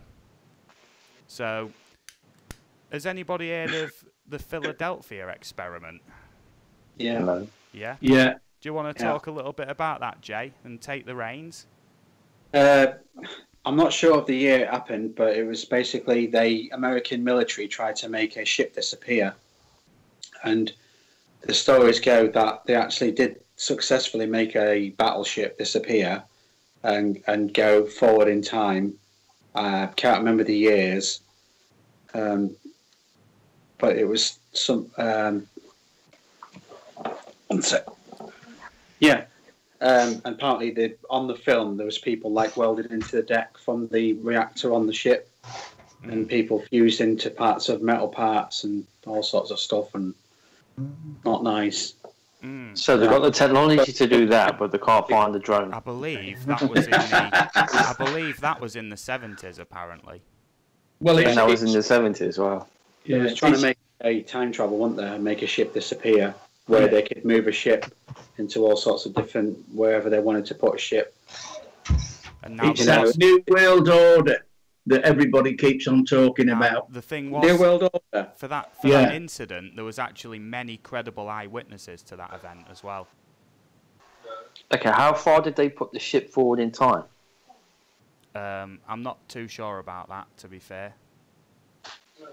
It just popped into my head, and I wanted to discuss it, and I was hoping I've never heard of that. some good information, you know. Are we moving on to the NWO now? Yes. Yes, the New World Order. I'm going to take a back seat for a little bit and let you guys discuss the New World Order, because I have a few things to say. I'll just I'll see where you all sort of cast your net, and then I'll step in, like, you know. So Jay, start us off then, Jay, on this New World Order then. Are we talking about the 12, the bad uns? the 12 bad eggs. Well, if you look at it from that, from what I was on about from Antarctica, everyone always answers to somebody, don't they? And I don't ever believe that governments rule the countries. Obviously, I believe they take their orders from someone else, and it's these evil demonic people, this evil 12 of New World Order, this group of families that, like Rockefeller's Rothschild, when you control trillions and trillions of pounds of money, oil industries, banking cartels, Rockefellers, Windsors, all those kind of people that are beyond governments and beyond power. That's, you know, that's like your the power that rules over everything, dominates the world. But we all know about those sort of things. It's who they answer to that kind of worries me. Do you believe it's alien, human, reptilian hybrids? Well, yeah, in some sort of way, I believe, as we go back to Antarctica with this McMurdo, is it McMurdo? Yeah, McMurdo military base in where they've found this new energy and power source. Lots of people, and guys, you all know this, and you've seen it yourself, lots of people every day are saying things about the seeing in the sky, these white balls, they're flying at slow speeds, and these white balls, maybe 500 to 1,000 feet up, are just disappearing into nothing. You must know, you must have seen it with your own eyes or heard stories about these white balls. Yeah, well, I've discussed this we are just on Skype one time. My missus, she's through there, she'll back it up. Me and my missus both witnessed this thing. We're staying in Leeds, and obviously Leeds International's fairly close, so it'd be really easy to blame it on an aeroplane or an helicopter or anything like that. Essentially, we just stood out in the back garden, and it was about 2-3 in the morning. You know, clear night sky, no clouds or anything like that. You can see the planes, you know, you can see even when the jumbo jets are really high up, they've got the little green and red lights, haven't they? You can see them. Yeah. This thing was like an off orangey colour. There's one light, Yeah. no other lights to it. It was Yeah. very, very bright, and it moved across the sky very, very slow. It was extremely bright. I can't tell how high it was or how far away, but it was a fair distance away and very bright. And it just sort of floated along like that. And me and my missus just stood there watching it, like, just thinking, what's that? You know, what do you reckon that is? So we just watched it, you know, outside having a ciggy. And then out of nowhere, it just went, just disappeared. Literally into nothing. Yeah. Like, from there it was, and then it was gone. So in that respect, I think I have seen one of them sort of balls of light, you know. Yeah, and that's the power source. That's why, if you go back to Rendlesham Forest, back in the 80s at Bentwaters, when they had the aliens, well, what they reckon was alien spaceships, came down and landed at a military base, and it happened for 2 or 3 nights on the trot. They reckon the lights is the power source, because how it generates its power can't be turned off from that light. That's why you see the lights, because I've got a friend who's been sort of studying it for like 30 years. But he reckons it's something to do with the propulsion systems. That's why you see the lights. It's just the way it is. You know, with the energy it produces, that's why it creates light. Okay. I had exact same experience. Sorry, I was just going to say, just before I forget, I had the exact same experience as you, Steve, because I came back from taking my wife to the hospital once, and we came back. It was early hours of the morning, and I went out in the back garden, you know, and you can see all the stars, and it's not very, very often you can see all the stars in the sky. And you know, I was just looking at the stars, and then suddenly one moved. It's just like it was there, and it just moved across, and you can see the light behind it. It moved, and then disappeared. It's like the star was there, and I could see it, and I was just staring at it. It moved across the sky and then disappeared. It was like one of the stars just disappeared for no reason. It was. I said to Emma, I was like, "Wow, I've just seen this," and she probably thought I was crazy, but I did see it. It was with my own eyes, so I did see it. Never have a camera with you, do you? You know, it just looked like a normal star in the sky, and then one of the stars just moved. Yeah, it was just wow. It wasn't a shooting star because it went across, stopped, and then disappeared. Crags, have you ever experienced any sort of UFOs or unexplained aerial phenomenons? No, I haven't, and it's a great regret of mine. I'd love to see something like that, but I never have done. Yeah, I mean, I watch the skies a lot. I mean, I'm really interested in, well, just looking at the sky, really. But I've got a sort of very, very much a layman's interest in astrology anyway. But I don't know much about it. Okay, I'll just put this out to everyone in the chat. If you've ever seen any sort of strange, unidentified objects or anything like that in the sky, or underwater even, because you do get underwater submerged, whatever, unidentified submerged objects, should I say. If you've had any of the experiences like that, please put it in the chat. I'd love to read them out, see if we can corroborate some stories and whatnot. Eagle, have you ever had any sort of close encounters or anything like that? Well, I don't know. It was a close encounter. We was over at our daughter's near Retford, and I woke up about 3 o'clock one morning, still in bed, and I looked out the window, and there was this bright light. Wasn't the moon, because it was a cloudy evening, and it stayed there for about 30 seconds and then just disappeared. And with her living out in the country, there's only the River Trent. It's not on a flight path or anything like that, but it was a bright light, and it was only there for 30 seconds, didn't move or anything, and I blinked, and within 30 seconds it had gone. So I just can't explain that. Yeah, very odd. Like I say, in the chat, please put your experiences in there. I just want to say a big hello to Canadian Drone Hub who's in. So, hello Roger, I hope you're well. Jeanette Pickering as well. Hey, Jeanette. Yeah. Hello, So, Jeanette. so far in this stream, I've not mentioned crab sticks and beetroot. There we go. I've got that in there for this one. You know, that's especially for her. So, White Rose Adventures. I am a little bit behind on the chat again. I am keeping an eye on it. White Rose Adventures says about the previous topic. Seen this? The Queen is a lizard, human lady thing. Yeah. Apparently a shapeshifter as well. Yeah. And that is sort of like the way this conspiracy goes, in it, about the sort of lizard people and whatnot. And that was sort of exposed by David Icke, wasn't it? And he goes into great detail in his books and everything about it.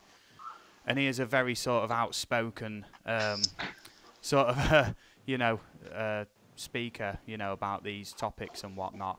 And whenever he goes anywhere and on TV or anything, he is sort of very sort of on the sly ridiculed, isn't he, about his beliefs and whatnot. And some of them are fairly outrageous, but when you look into some of the evidence and you look at, there's nothing to disprove it, then you have to sort of take it for what it is, and just, yeah, sorry, I was going to say something there. Steve, I watched a program a few weeks ago, and apparently women give off the same pheromones as lizards. Okay, that'll be the topic of the next stream. apparently women give off the same scent as lizards, right? We all have a tailbone as well, but obviously, as the fetus is being developed in the womb, determines what we're going to be, and that's why you get some babies that are born with like tails and stuff, because they reckon we evolved from obviously dolphins, but some people say we evolved from like lizards. Well, that's the funny thing. We are very close to lizards. Because, do you know, like in the corner of your eyes, like I'm trying to point to them, but I can't lift me sunglasses or I'll rip me tinfoil hat. Right, which is getting very clammy, by the way. But essentially, them little the little pinky bits of skin, in the sort of inside corner of your eyes and whatnot, that's apparently meant to be like a leftover evolutionary trait, as like lizards and things like that can like blink on two different like axes, can't they? They've got two sets of eyelids, and that's what that's believed to be a leftover from.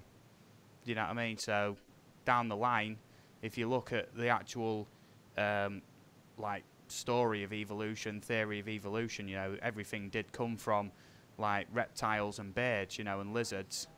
From back in the day, that's where it all started, and then that's where the first mammals came from. Sort of like where the duck-billed platypus is meant to be like a relic of that, innit? Where it's a creature that lays eggs, but has fur, and it doesn't have like nipples, but it secretes milk through its skin. It's a very odd creature, and when that was first discovered, and samples were brought back to England, from Australia. Essentially, it was believed to just be a complete hoax just because of how obscure it was, but it is believed to be like sort of a missing link between reptiles and mammals. So does anybody have anything to add to that? Keith, go on. You don't believe in dinosaurs, so we'll hear it from you. No, I do. Yeah. He's got to believe in dinosaurs. Keith's got to believe in dinosaurs. He did the Jurassic Park 1. I'm sure he was in that. Thank you very much, Dennis. See, that's another conspiracy. Being, what's his name? Off Jurassic Park. Oh yeah, it kind of does look like he's doing Welcome to the Stream. Who do I look like? That's not Richard Hammond, is it? That's a new conspiracy, that. Yeah. Cool. I'd like his money. I think next time we meet up, Eagle, we're going to have to do a mock-up of that scene from Jurassic Park. Yeah. I think Dennis is the one to do that. With the green screen and everything, yes. Yeah. I was telling the guys and the viewers on the stream about that strange light we saw in Leeds that time. that just sort of fizzled out, didn't it? And it was that weird orangey glow. Yeah, there was no trails coming off it, no lights or anything, apart from the one very strong orange light coming from it. Yeah, yeah, it had like an orangey tinge though, didn't it? It was a very odd shape. Sorry, Keith, you're getting slagged off a little bit here, mate. Equinox Photography Bristol says Keith was around when dinosaurs ruled the world. They are not long-lost cousins. Poor old Eagle. He always takes the flak, doesn't he, on the stream? Like, he always shows up. He's good for the community, but he's the first one, isn't he, to take the flak. Yeah, why? Yeah, I want to know why. Oh, blooming heck. So, I've watched a few documentaries and I've read into this theory that the dinosaurs are a hoax or made up. Essentially, up until sort of like, it was like the early, like late 1700s, early 1800s, wasn't it, where there was like the dinosaur bone rush, wasn't there, where all of a sudden everyone's finding these dinosaurs. Why do you think that is? Because I'm pretty sure that ancient civilizations in some of the texts have referred to like giant bones, but they mistook them as like dead mythical creatures or dragons or giants or things like that. So why do you think all of these fossils were just all of a sudden being found en masse then, Eagle? Well, because now we've got the technology and we've got people going out and about, that, you know, they have found all these bones in different parts of the world. So dinosaurs did roam the world. You know, I think that's a proven fact with the amount of bones and things they have found. So, yeah, it is a proven fact that they did exist. How long ago? That's another thing. You know, how long ago do you think that period was? Was it 50 million years ago? Was it 100 million years ago? Or what?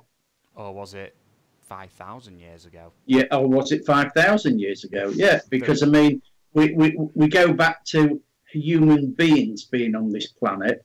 The records show that all we've been on this planet for is 6,000 years, or just short of 6,000 years. So that is the only proof that they've got. Yeah. Sorry, my missus is playing the stream next to me, and it's I'm hearing my own voice back. Yeah. Yeah. And how's the sound quality on what the missus is playing back? It sounds perfect. Yeah. Like I say, it was an issue with OBS. I've resolved that now. It's all a learning curve with OBS. We're getting there. You'll have to inform me what it was later on. Yeah. So, Crags. Yes. What do you think about this dinosaur bone rush, and what do you think people are sort of trying to get at when they claim that dinosaurs didn't exist? Do you think it's something to do with religion, or? Oh yes, it's definitely to do with religion. Not all believers in Christianity and God don't believe in dinosaurs. A lot of them do. In fact, I think the vast majority do. Certainly, my dad was a very religious man, and he believed in dinosaurs. And I think it's just people probably trying to get their view to fit. And so we get the idea that either they're a great man-made hoax, or that the one I've heard is God put dinosaur bones on the earth to test us. I've heard that too, and I'm trying not to smirk because some people. Oh, I'm really not. No, I know so that is quite a well-held sort of belief by a lot of Christians. So in a way, although I don't agree with that one bit, I'm trying not to sort of openly mock it, if you know what I mean, because it is like a strong belief of a lot of people. You know, I'm not here to offend people. Yeah.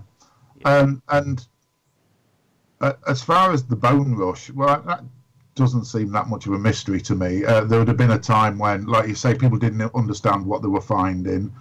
But then there would have come a time when people did, and they started to think, to realise what these bones said about our planet and life on our planet. And so you can understand why then there was a sudden explosion with people actually going and looking for things. I'm not surprised that there would have been a time when very few were found and then suddenly lots were found when you actually start looking for them. Okay. That's my feeling. Okay then, Jay, do you have anything to add, mate, before I move the topic on? With dinosaurs, Let's start with, do you believe that dinosaurs existed?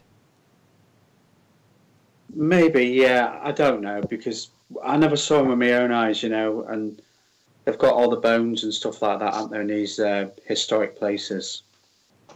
Maybe they did exist, maybe they didn't. But it's clear to see that obviously they were all wiped out in one go. Which, you know, we all know we've been hit by asteroids and meteors and stuff like that, which could explain why they was all wiped out in one go. But who knows the real truth? The only truth I know about anything is just what I see with my own eyes.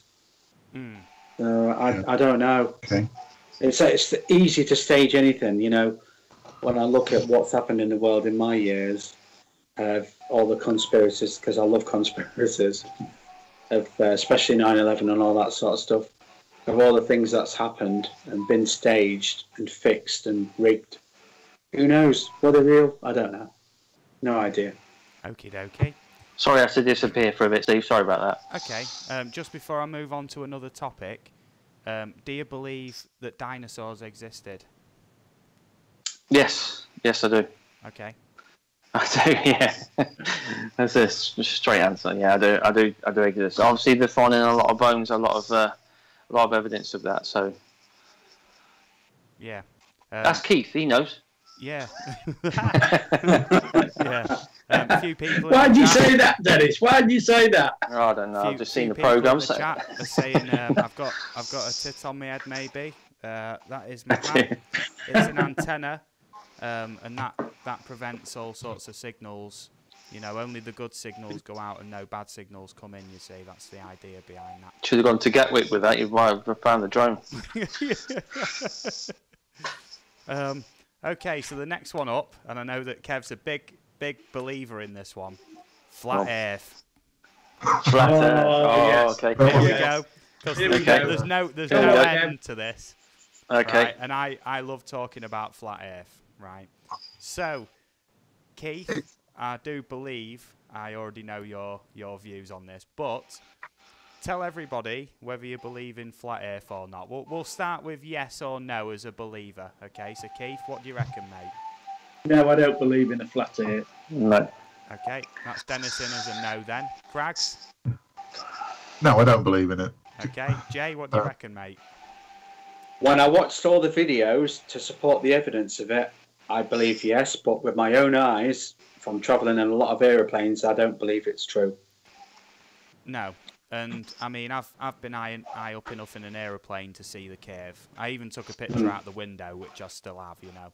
And for anybody to tell me that's because of curved windows or my eyes are curved, I can't take that on board, unfortunately, because when I landed on the ground, I took a picture and it was completely flat. Right? So it's like, don't say it's curved windows, please, because I know the difference. You know, I'm not. Yeah. You know, I'm not making this stuff up. I do have a picture of on the ground and up high enough where you can just see the curve. You know, and just to prove it, I have actually took a ruler. You know, just a line ruler on Microsoft Paint just to show that there is a curve there. It's definitely. Yeah. So can I ask Kev where this flat Earth theory came from? Who you asking? Sorry, Kev. I don't know. Yeah, Kev. Yeah, because you're the. No, I'm not. He is the authority. He's the authority on the flat Earth in the group. So can you tell me what made you get interested in the Flat Earth Society then? I don't know that I am interested. I'm annoyed by it more than anything. Yeah. You know, there's a lot of conspiracy theories that basically I might not believe, but I can understand why people think there's a problem. You know, why people do think. I mean, another one that bugs me is the moon landings. I can understand why people think that, even if I don't agree with them. But flat Earth, I just can't get my head around how anyone could think that. I mean, there is so much evidence, and if it's a conspiracy, it's a massive one. Yeah, it is, isn't it? You know, because I mean, when you look at the amount of people that do believe in a flat Earth, that number's growing. Yeah, and it is growing, you know, and yet we have got the technology to prove that it is a round world, a sphere, because, I mean, when you look at how many satellites are in orbit around the Earth, because if the Earth was flat, we'd only need one, so we'd beam the signal up and it'd come down anyway, but because the Earth is a sphere, you have to have an array of satellites in the sky to get the worldwide communications. Yeah. But anything like that you say, flat earthers will just say, "Oh, well, yeah, but it's a lie." You know. Yeah, like I know the word. Yeah. All these astronauts that have been to space, you know, that have seen it. Yeah, they're all part of it. They're all part of the conspiracy. Well, I just don't believe there can be a conspiracy like that. No, and then you've got the space station, which has its own YouTube channel where you can see the views as it's going round. Yeah. And as you say, people believe, but there again, people believe whatever they want or whatever they are told, mainly. But I mean, a lot of these people don't believe that there's a space station, that it's not up there, and that it's all faked. Yeah. I mean, I don't know how you argue that with people, because you could just say that to anything, can't you? You can believe in anything. Yeah. And just refuse to believe the evidence, you know. That's why this one frustrates me a little. I mean, to a certain extent, I'm not even sure I believe that some of these people even believe it themselves, you know. It's almost like trolling. Yeah. Yeah. Okay, some people might say this space station's, fake and it's giving out fake pictures and stuff. But you look at the moon, it's round. You look at the sun, it's round. Why would we be flat?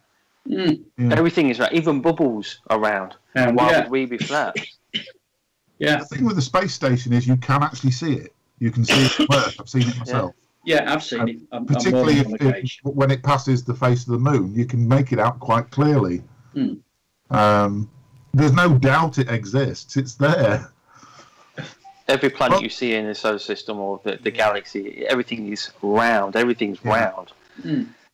Why would Earth be flat? Why would that be the most? Why would that be the one to be different? I mean, you go from one point round to the same point. No matter which direction you go, it's the same. You get to that same point. If it was flat, it would take you longer. And you would, obviously, if you fall off the edge of the Earth, then fair enough. But where's the water? That would fall off the edge of the Earth. Where does that go? Well, I'll explain that. That is apparently held on the Earth by a 200-foot high ice wall right around the edge of the disk, flat Earth. Okay. But you've got to ask what's beyond that. What happens when the ice wall melts from the sun? Well, this is the problem, isn't it? Global warming. Yeah, because you see all these, the ice is melting, the oceans are getting higher.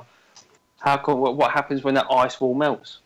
Where does the water go then? Oceans will suddenly get much lower. Yeah. Steve. Yeah, sorry, I'm trying not to giggle here because I've got. You love this, Steve. I know you do. I've got a couple of trolls in the chat, and one of them's my missus, right? And one of them's who? One of them's my missus. She's put. My God, let me just read some of these out. EBRFPV says, "I wish my floor was flat." Right? Lauren says, "If our eyes are curved, how can we see things that are straight?" Very good. Bearing in mind, I'm just reading out comments here. Legwork says, "Flat earthers are a special kind of stupid." EBRFPV, on my action cam with fisheye, you can clearly see the earth is round. Fisheye, yeah. Jeanette Pickering says, "How does the earth rotate then if it's flat?" Lauren comes back with, "It doesn't rotate, it's floating around space on a giant turtle." which she gets a lol from Jeanette Pickering on that. Sorry, there's a bit of like back and forth going in the chat at the minute.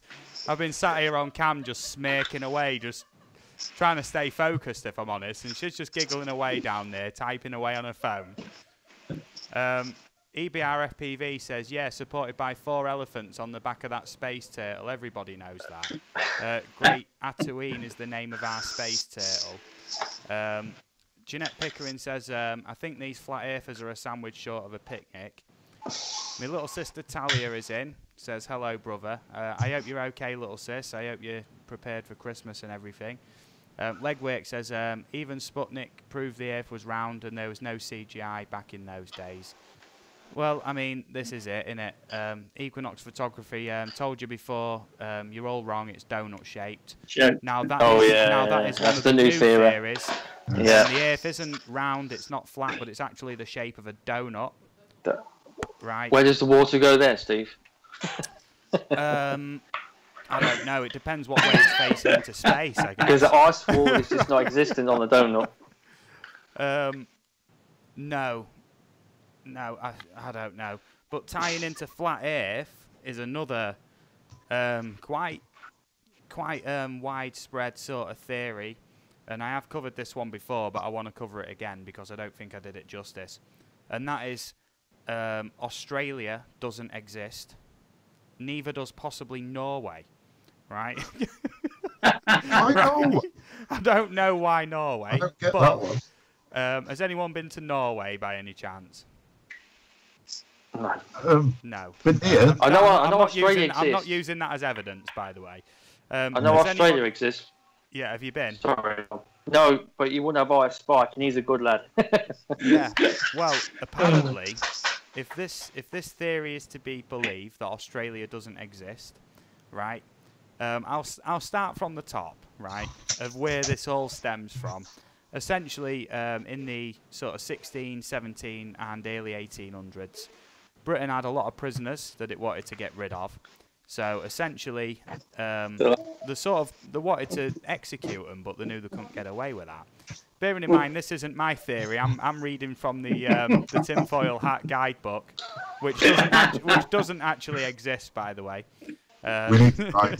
Contrary to popular belief, right? And to get rid of these prisoners, they invented the country called Australia that's on the other side of the world, right? Okay. So what they do is they send these ships out, execute the prisoners, right? Drop them all at sea, and then come back, pick up more prisoners, and keep shipping them off backwards and forwards like that. And then to this day, to hold up that lie, they've essentially kept up the myth that Australia exists, right? And not only that, but if you try and visit Australia, essentially you'll be flown or taken on a ship to some other part of Earth, another country, where it's all set up with actors and fake cities even, and everybody there's an actor in huge cities, all speaking with an Australian accent. Everybody on the news, every news media person that's Australian is an actor, including actors, obviously, you know, in films who say they're Australian. They're not really Australian, they just pretend to be. And, I mean, it's a pretty out there theory. I'll definitely give it that. I'm not sure where the Norway connection comes in, but that is tied into it somehow. What are your thoughts on that? I'll start with Dennis this time. What are your thoughts on that? Well, I'm going to say Ice Spike is a very good actor. You know, him and his quad and his accent, very good. You know, Mel Gibson had to come from somewhere. You know, he's a good actor as well. But yeah, obviously, you can go around in circles on this. You know, but you know, it's obviously definitely there. It's probably on the underside of the donut, but it's definitely there. Jay, what do you reckon, mate? Australia, real or fake? I want to hear it from the horse's mouth. Come on. Of course, it's real. Yeah. Have you ever been? Have you ever been now? No. No. Oh, it's there, isn't it? Have you ever met an Australian person? Seen him on TV. But unfortunately, if this theory is to be believed, they've all been actors, mate. If you ever met an Australian person, Or aliens. or aliens, or some sort of alien reptilian shape-shifting hybrids. Lizards. Yeah. Yeah. Keith, what do you reckon, mate? Have you been to Australia? No, but I've had friends who have. But we do play them at cricket quite a few times, and we usually end up losing. And that rugby as well. So I believe, yes, that Australia does exist. Okay. Well, I think that's about as much as I can say on this one. It's been covered fairly well, and I've covered it before as well. I just wanted to bring it back up because I'm always curious as to why people would believe this one. Surely if Britain did send prisoners off back in the day to fake Australia and was executing them out at sea, then essentially you'd think at some point they'd have to cut the losses and admit that they made up Australia. Because the cost of hiring all them Australians must be massive.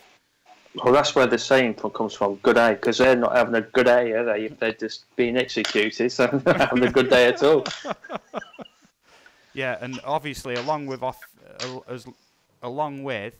Australia not being real, that'd cover Australian animals as well. That'd include include koalas, kangaroos, fosters.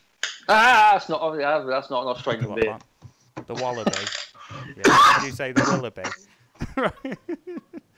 Yeah, the Willoughby don't exist either. Right. Neither do things like wombats. All of them creatures are made up, and I do know that bit's false because I've seen them with my own eyes.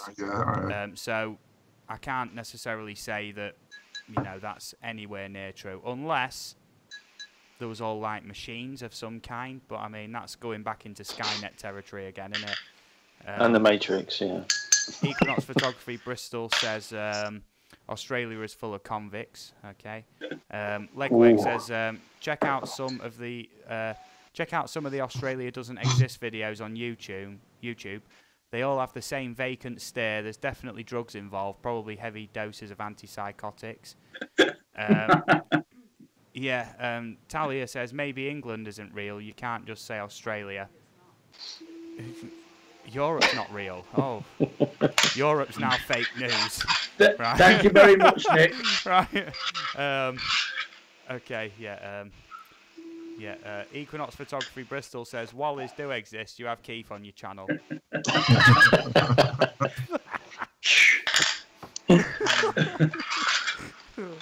Equinox, you're always a good laugh, mate. I'm glad you're in here.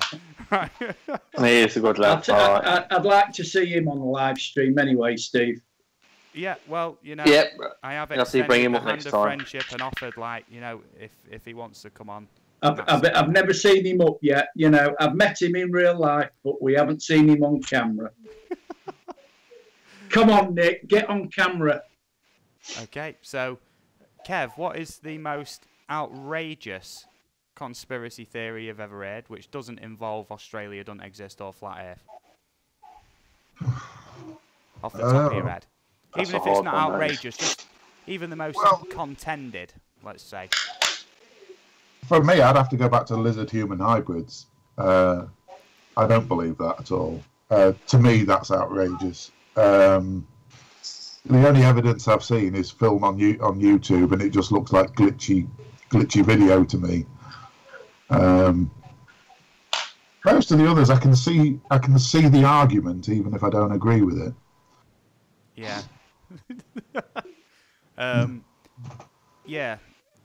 Essentially, the shape-shifting lizards thing. There is a lot of back to shape-shifting lizard alien hybrids. We need to come up with an acronym for them because saying it like that every time. Right.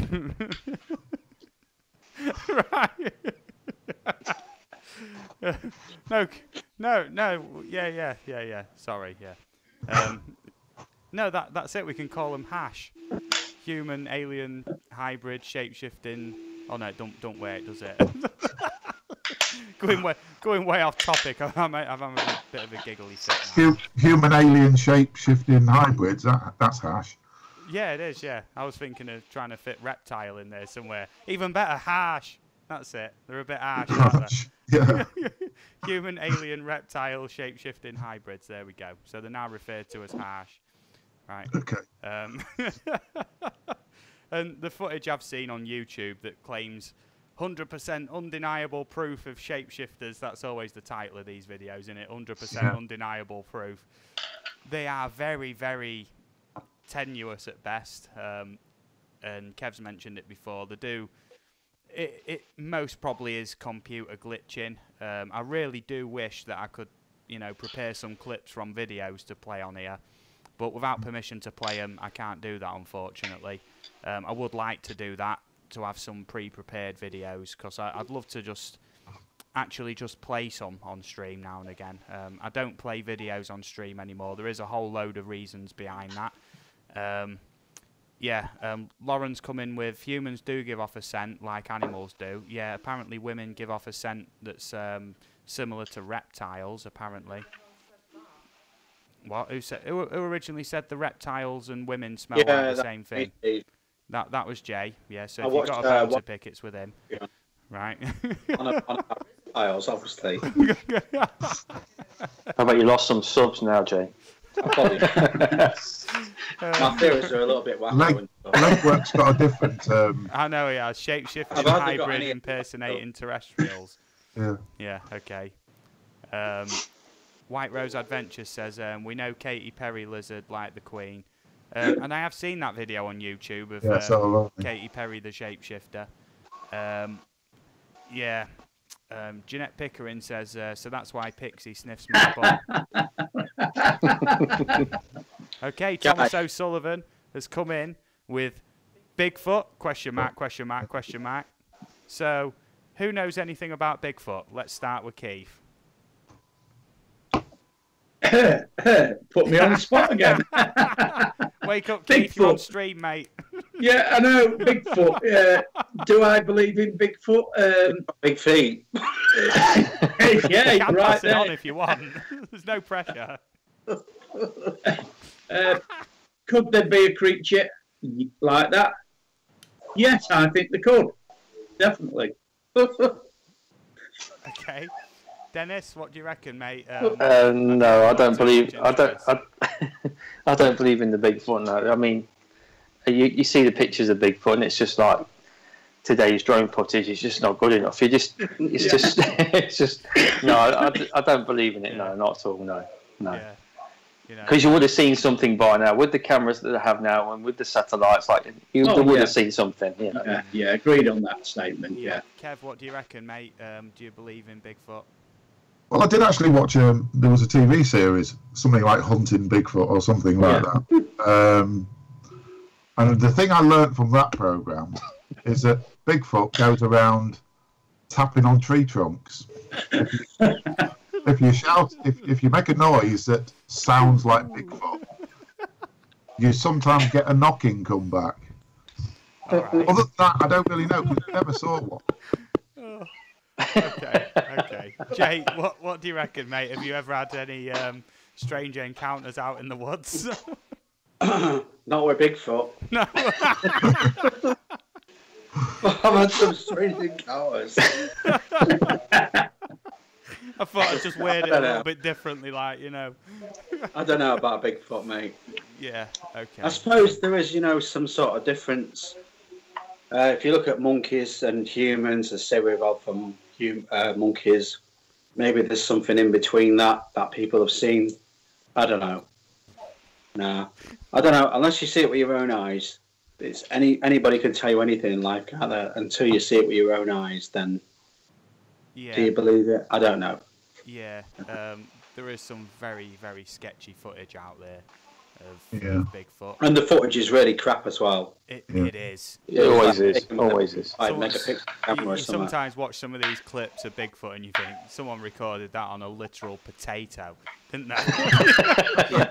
A potato with a viewfinder. The best video I've ever seen on YouTube is going back onto conspiracies. Is the Canadian Defence Minister, and I don't know if any of you guys has ever watched it. and the Canadian Defence Minister talks about UFOs and about the different kind of aliens that are in the Canada and on Earth. Yeah. Have you ever seen that one? I haven't. No. No. If you go onto your YouTube and type in Canadian Defence Minister, it'll come up with a video of this, and he's in like this big, like what you get in the Euro, where there's all these different people from different countries, and he goes on and talks about aliens and all the different types of aliens that are on Earth. No, seriously, just type that in and have a look. Yeah, after the And see stream, what you mate, think let me about know. that. Unless in the background you can find a link to that video and post it in the chat. Yeah, I'm going to try, but I'm trying to chat on the phone and then. Yeah, okay. I'll have that link ready for the next tinfoil hat stream anyway. So next up then, we've got one from Equinox Photography Bristol. Says big cats in Dartmoor? 3 question marks. What do we reckon about the big cats in Dartmoor? Go on, I'll throw that one at Craggs. Well, I've got to keep you on your toes, mate. Last stream you fell asleep. It's always possible there could be escaped animals. But usually, if they find out what these cats are, they're usually cats, basically. You know, perspective is an interesting thing. Yeah. Yeah. Thomas O'Sullivan's put a Finding Fig Boot, which I found quite funny. Equinox Photography says that's what's called dogging with at walking into the unknown with Jay. About your previous comment, I think he's looking for links to a video. So I'll remind him of that in a minute when he's back with us. Legwork says, so if you make too much noise in the forest, Bigfoot bangs on the ceiling with a broom handle. Oh, yeah, I'm losing any sense of control with the chat at the minute, and I'm liking it. Yeah, White Rose Adventure says, funny story, Jeanette Pickering. I was swimming naked in Loch Ness, and after doing the backstroke, someone published a picture of the Loch Ness monster. Oh, God. It's a good job you lot are nice in the chat, because I start reading before I've actually had a quick read of it, like, you know. I could be reading anything out. White Rose Adventure says, Bigfoot could be real. Has anyone seen CCTV stills of criminals posted by the police of the same images? So, Walking into the Unknown with Jay has posted a link to... hey, Jay, is that the Finding Bigfoot link? Hang on, I'm trying to get a proper link for it, but I'm not very good with tech. Give me a minute. Okay. Yeah, and Flyer FPV says, hello, aerial views. Nice to see you, mate. A little low your stream volume. Yeah, I don't know if he means I should lower it or it is a little low. So please let me know, mate. Should I raise the volume or lower it? You know, it's all about making you lot comfortable, and I'm not like screaming down the mic, blasting your ears off, like, you know. So the Loch Ness monster, then, right? What do we reckon about that? And I'll put that one to Dennis. Well, my loins come from Scotland because I'm McCallum, so my father comes from there, and he's never ever mentioned anything about the Loch Ness monster. And like I said, with technology nowadays, in Loch Ness, they should be able to find something. They can find anything. I mean, they bounce beams down there to bounce up to see how deep it is. But they do say if you go under the mountain, there's tunnels into the mountains, and that's where they live, in the mountains where there is water. So like underwater caverns. Yeah, you go through the caverns, and you sort of come up out of the water, but you're actually inside the mountain itself. So there's loads of conspiracies from that. But if I ever made a film, that's what I would do. Yeah, I'll just say hello to Baduga RCs.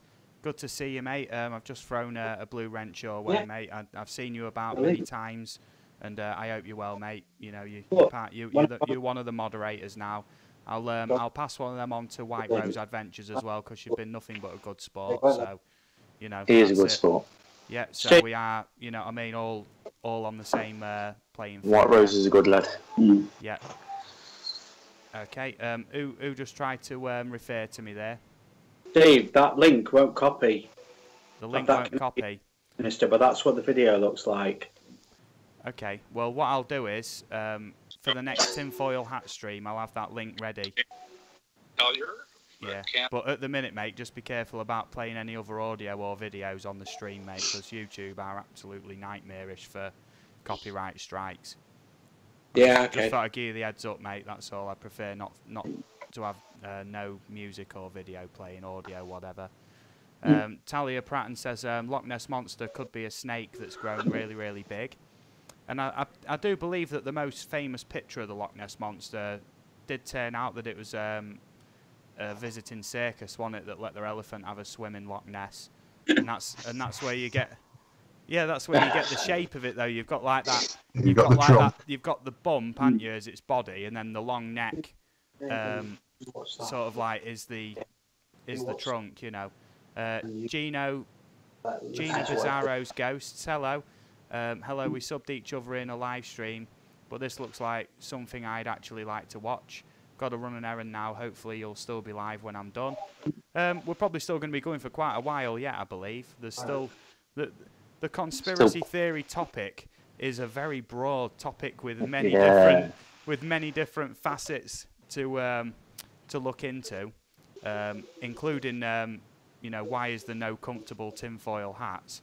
You know, they do that to prevent people from wearing them. That's the one. Yeah, Beduga Look at a tinfoil beanie. Yeah, that's sort of what this is, isn't it? With what is meant to be an antenna, but it's more of a nipple. Essentially, yeah. Beduga RC says it's my impression. All the ones with no tinfoil lose their hair. Yeah. You're right there. Yeah. Too late now. That's why I didn't put mine on, because I just lost too much hair. Oh, he's packing a tinfoil hat. Look at that, you know what I mean? It's like, packed it, mate. Oh, dude, rocking it. Rocking it, man. What happened to your tinfoil hat from the thumbnail anyway, Jay? What? I've been to the toilet. Do you know the thumbnail? He was wearing that real nice tinfoil hat. Yeah, you look like the celebrity, you know, being caught. I didn't do the thumbnails. I know, and I love what you put on, Keith. That was a boat one. I love the boat. Don't use that, Dennis. Oh, really good. That's a new Jurassic Park. Yeah, and the thing is, I really couldn't help myself because Eagle's the one who's just refused to take any part in even being seen in a tinfoil hat. But at least everybody else has like, agreed in some way for at least a snapshot for the thumbnail wearing a tinfoil hat, and Keith's like, oh no, you won't see me wearing a tinfoil hat, all that lot. So when it comes to the thumbnail, I was like, yeah, he needs the most ridiculous tinfoil hat. So you got the tinfoil boat.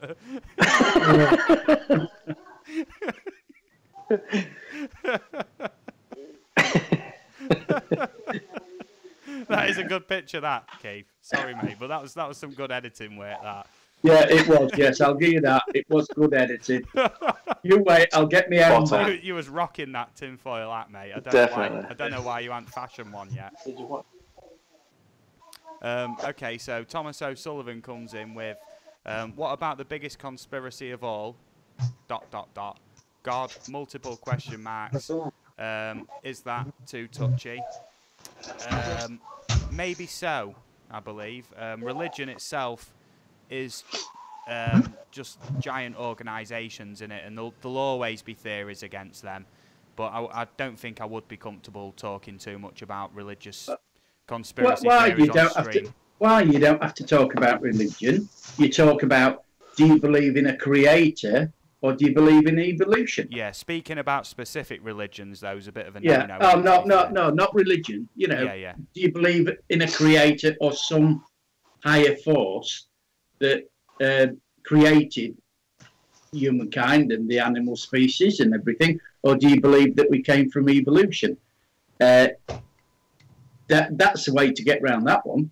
I mean, I think that we were created because everything as a designer, everything that we make, whether we build a house, it's designed. Whether we make a watch or a computer, it's been designed by someone. And we're saying that the universe just happened by chance. Unreasonable. That's my opinion, anyway. Fair enough. Do you have anything to add to that, Jay? Yeah, I kind of agree in some sort of ways, because we spend our lives designing, don't we? Creating the next evolution thing. Only the other day in the news, they just designed the next army robot, which will take over from a soldier. We always know there's going to be a Terminator future. We know that. Robots rule everything. Robots has put us out of jobs. So, yeah, you know, we are designers. And it's like on to the next, isn't it? You know, we design something, then on to the next. And then, yeah, kind of, yeah. I think you're pretty right with that one. Okay. Yeah. Crags, then, what do you reckon, mate? Evolution or creation? Well, like I said, for me, evolution. But like I said earlier, even a lot of Christians have no problem with evolution. Okay, Dennis, what do you reckon, mate? On that, I must mirror what Jay said. Everything he said was spot on. That's exactly what I would have said. You know, it's just we're constantly designing stuff, and like I said, we are going to that sort of, you know, Terminator sort of situation with the robots. Everything's just robots now. You know, it's taking everything. I mean, I was hearing somebody saying that they were picking a pizza up from Pizza Hut. You're not speaking to a person anymore. You speak to a robot. They give you the pizza. You take it home. You know, that's what's happening now. So, okay then. Now we're on this creation, and we are going more and more into sort of robotics at the minute. Obviously, Stephen Hawking, before he passed away, was passing on some quite strong messages about AI and not letting it get out of control. And also that ties into, obviously, robotics and nanotechnology as well. So, have you ever heard of it's a combined sort of theory, and it could possibly be done with technology the way it's going. Have you ever heard of something called grey goo? No. Has anyone ever heard of this? What I have heard of is a guy called John Rockefeller, who believes he wants 99% of the population gone, and the 1% of the population that's left will run the machines, and out of that 1% that's left, 99% of them will be the workers, and the 1% will be the families. The shadow government, as we know them. Okay. That does tie into the secret societies, doesn't it? In the 12 bad eggs. If you look at Apple, if you look at Apple's future, it's built its new campuses and all its new technology and stuff like that. But if you watch films from like years ago and you look at it and you think, wow, you know, where are the humans? And it's all like the computer technology that's running everything, and there's so little humans. And one day that will come true. One day it will come true. We'll be redundant. We're just building the future. That's all we're doing. That's what I believe. Well, for these people. What Stephen Hawking was talking about before he died was the rise of artificial intelligence that actually is learning intelligence. Yeah, well, I mean, already there's deep learning AI programs and initiatives around the world which do learn and sort of evolve themselves as it goes along.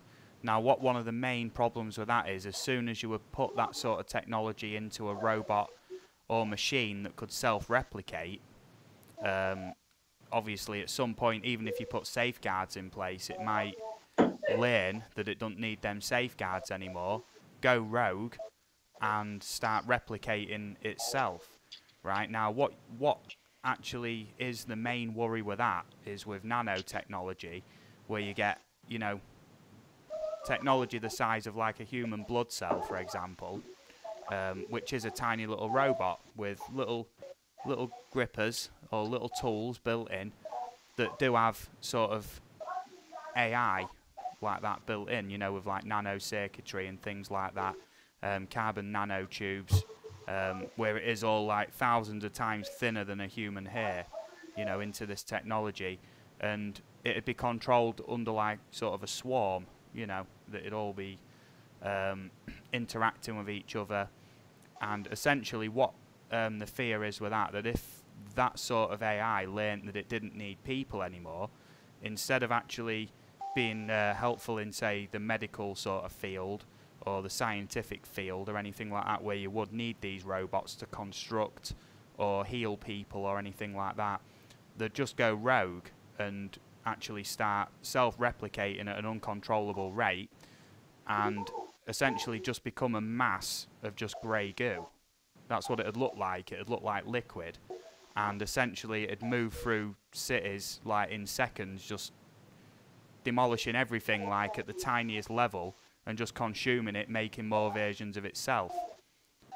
Now, what do you think to that sort of theory? Because the grey goo theory is actually quite well held in the scientific community, that it could become a possibility. What do you reckon to that? Do you not feel like humans are already redundant?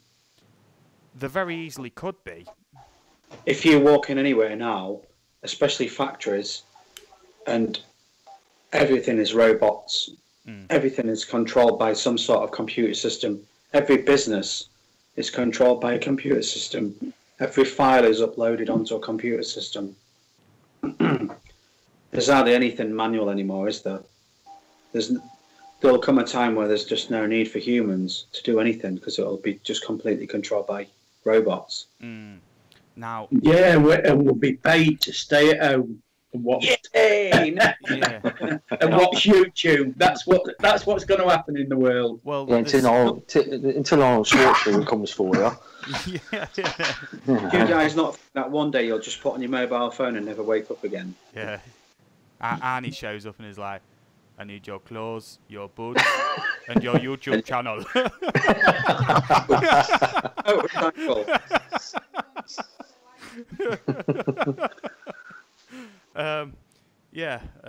Sorry, It's I'm going a crazy. bit off topic there. Yeah, sorry, Jay, you was about to say something, mate. Yeah, sorry, guy. Yeah, But that's the future, innit? And we all know it. The future's robots, innit? It is because gonna the be humans that- have become lazy and they want to save money, so they make robots which kick us out of work, which kick us out of everything else. So they will eventually will take over. This is it. so you two are only middle age. Do you think that will happen before you reach retirement age? No. The way No, not retirement age, but before I pass away in, say, like 40, 50 years, then yeah, it will be there, I think, because technology is just so fast. yeah. I mean, every day it's just getting better and quicker every day. It's just growing so fast. It's unbelievable how fast it's growing. This is why I do think that we're having help from somewhere else with this technology. So that's another conspiracy. So we're having a lot of help with this. Yeah. We're having a lot of help with from the car and the aeroplane. We've just come so far in such little time. So it does say, well, you know, ask yourself, where's it coming from? Skynet. It all runs on Skynet. I'll be back. Yeah. Already. No, then? seriously, it does. It's run by Boeing, Skynet, in Corsham. Have a look at Corsham. No, it's run by Google now. GoogleNet. It's the GoogleNet. On Skynet Drive. Yeah. Arnold Google. Yeah. It exists. I've been following a channel now for a while on YouTube, and there's a guy on there who debunks all this sort of stuff, and he's really, really good at what he does, and he's been doing it for 30 years. Yeah. And RAF Corsham. You look at Corsham and the history of Corsham. You have all the CCC down there, that operates the Trident nuclear systems. But yeah, Corsham. That's where it's run from, the Skynet, Boeing. have you heard about the experiment that Facebook did to actually try and set up sort of deep learning chatbots that could respond and react exactly like people would, essentially? So you could put one of these chatbots to a person to chat to him, and then essentially you know, you wouldn't be able to tell the difference whether it was a human or not. What's that link you're showing us there? That there is what it tells you about Skynet on Wikipedia. Okay. So if you're more interested in Skynet or want to look more into it, there is a Wikipedia page for that, and I do suggest you check it out on Jay's advice there. Now, it's military communications. So what the problem was with this this Facebook chatbot, deep learning chatbot experiment, was that they just left them running, right? 2 chatbots against each other, just working out how to speak to each other, basically. And within a few days, these chatbots, this is all well documented, these 2 chatbots had actually started communicating in their own code, right? Which wasn't any sort of human language, but more a series of like,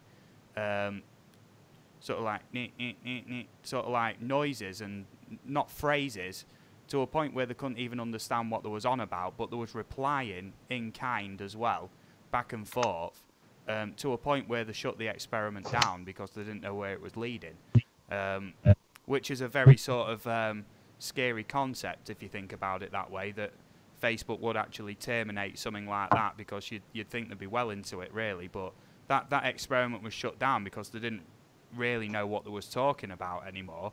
But I'm sure if they took the time to work it out, that they could decode what they was on about, but that'd take a long time, the way they was inventing code to speak to each other, that was evolving sort of like by the minute, and it was back and forth at a very rapid rate. There was also another AI experiment that was done, where there was 3 like quantum computers set up, which had like arms, but on the end was a camera.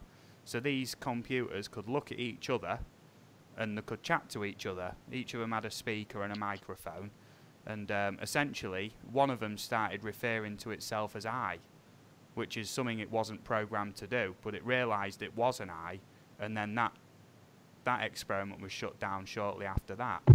So you have to be sort of very careful with these sort of deep learning AIs, because essentially if they refine themselves down to just the bare code, then that code's easy to transfer into everything else. Whereas most problems that you get with, say, computers, TVs, phones, things like that, it's not the hardware itself, it's the software that's put on them.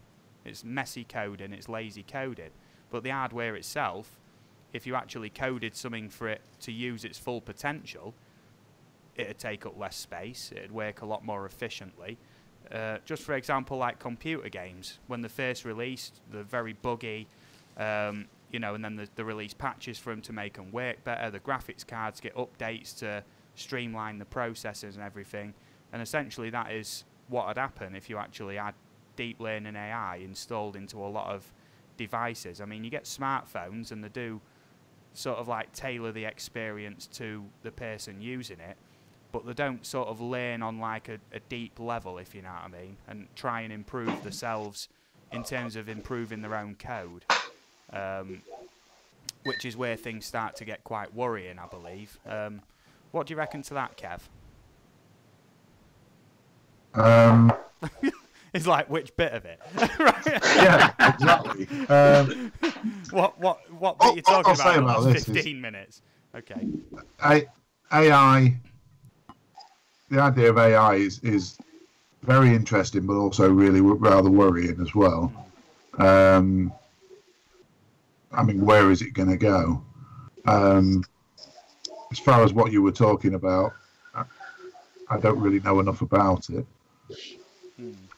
That's all I've got to say on that. But if computer power gets powerful enough, computer, you know, capabilities, to a point where you actually put some sophisticated sort of deep learning AI in there, like, to what point do you think it would actually become sentient then? And I'll put that to either Jay or Dennis, whichever one wants to chip in. You not think we're already there? With that? To what extent, though? I mean, there is a whole If series of different tests. Sorry, mate. If we've tested army robots to go out in the field and fight, to kill, which is obviously what they've done, then the technology is already there. We have the technology that flies jet planes by computer system robots that goes beyond what a pilot can do. We have technology that flies planes into airports like Manchester and London when the weather's so bad the pilots can't see. The robots take over. Robots are everywhere. Robots are the future of humans. It's all not know so much it. the robots, though, is it? It's the actual AI that's controlling the robots.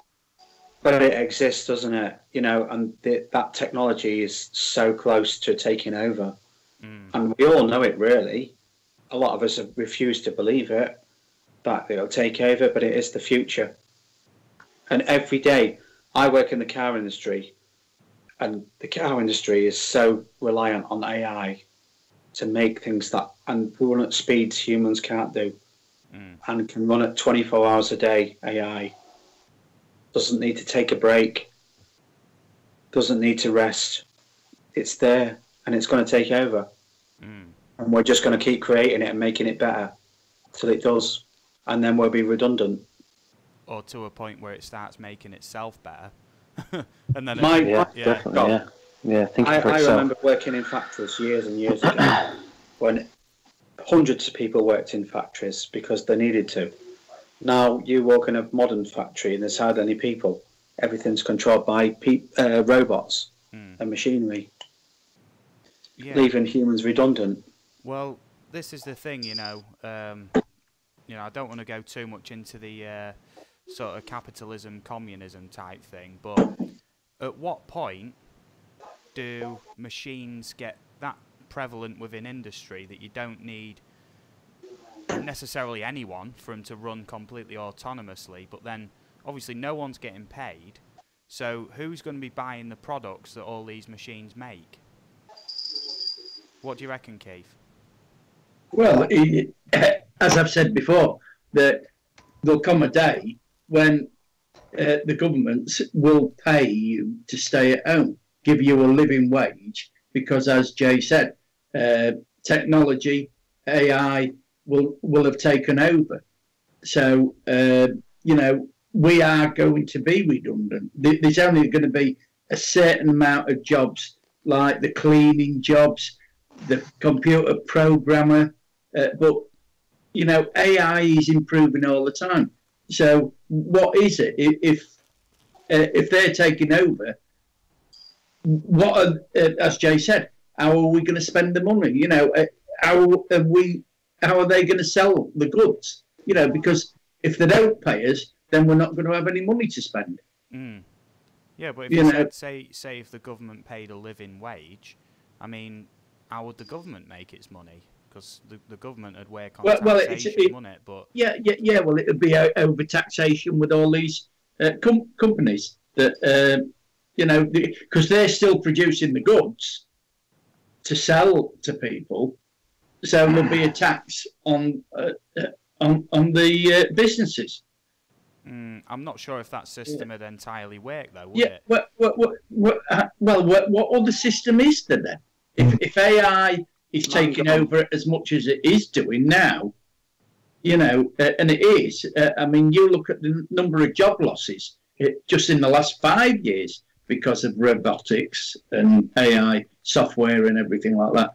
So, they say that there's more people in work, but they're only in non-contract, low-hour pay, or like delivering pizzas, delivering Chinese food, delivering fish and chips, bar staff.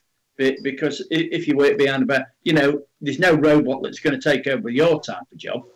But factory work, it's all becoming automated. So where do those people who are made redundant get their money. All right, they sign on the job seekers or universal credit, but that is not a living wage, is it? No.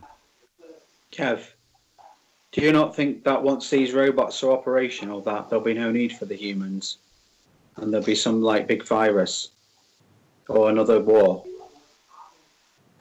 Well, I think it's got to be a possibility. Yeah. Get rid of us. Do you think that's This the is way what it's I was headed? saying about AI. About it, you know, it's rather exciting, but at the same time, it's rather worrying. I mean, once it gets past a certain stage, you're right. Do we become pointless? I don't know. It's something to think about, but I don't know what the answer is. But I do worry about it a bit. Yeah. It could go one or two ways, though, couldn't it? It could end up like the sort of you know, like the film Wall-E, where everyone's on that ship, aren't they? Yeah. In space, and they're just fat blobs that float around, just drinking and watching films and that. Because they never need to move, they're all on them like hover beds, aren't they? That's right. You know, because nobody It depends needs to do whether anything. But then, obviously, on the flip side, if everyone had enough free time to not, you know, worry about work all the time, whatever, and they got the free time, then surely it'd create a whole new generation of like free-thinking people, like a new type of renaissance in a way. It could do that. You never know. But there will always be a load of people who don't want to do anything and just lay about watching TV and supping cans of Coke all day, like, you know. But what was you going to say, Dennis? Sorry.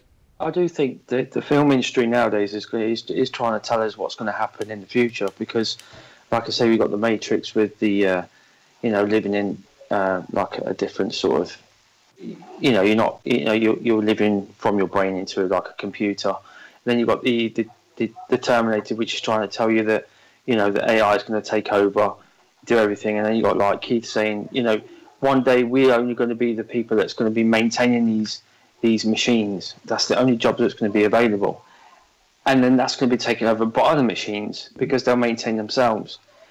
And like Keith says, you know, you'll have jobs like, you know, delivering pizzas and takeaways and things like that. But even now, I think it's Uber doing like a drone delivery. So it's drones delivering food for people. Then the machines will operate the drones that deliver the food to people. So it's going to be taken over completely by machines, I think. Yeah, I don't think it's going to happen fully in my lifetime. No, in your lifetime, there is a great chance of that happening. And like I do say, is that we do have help with this technology from somewhere, because it's just growing so fast, so fast, too fast. Yeah. Because I mean, I look in my lifetime. You know, I mean, when I was born, coloured. There was only TV just been invented, and you look now. You know, it's 8K in Japan and everything. It's unbelievable. Yeah, and you look at when I first started filming, it was on VHS tape. Now it's all digital, you know. Yeah. And how first car I had, it was wind down windows, and you used to have to get the crank to start her up. Even your car now has a computer. It tells you what's going on, and it feels the road, and it drives for you now. Yeah. And you look at the way technology is going, you know, how fast it is, as we've all said, that things are moving at a fast pace. You know, I look at most of the factories now, or most of the places I used to work at.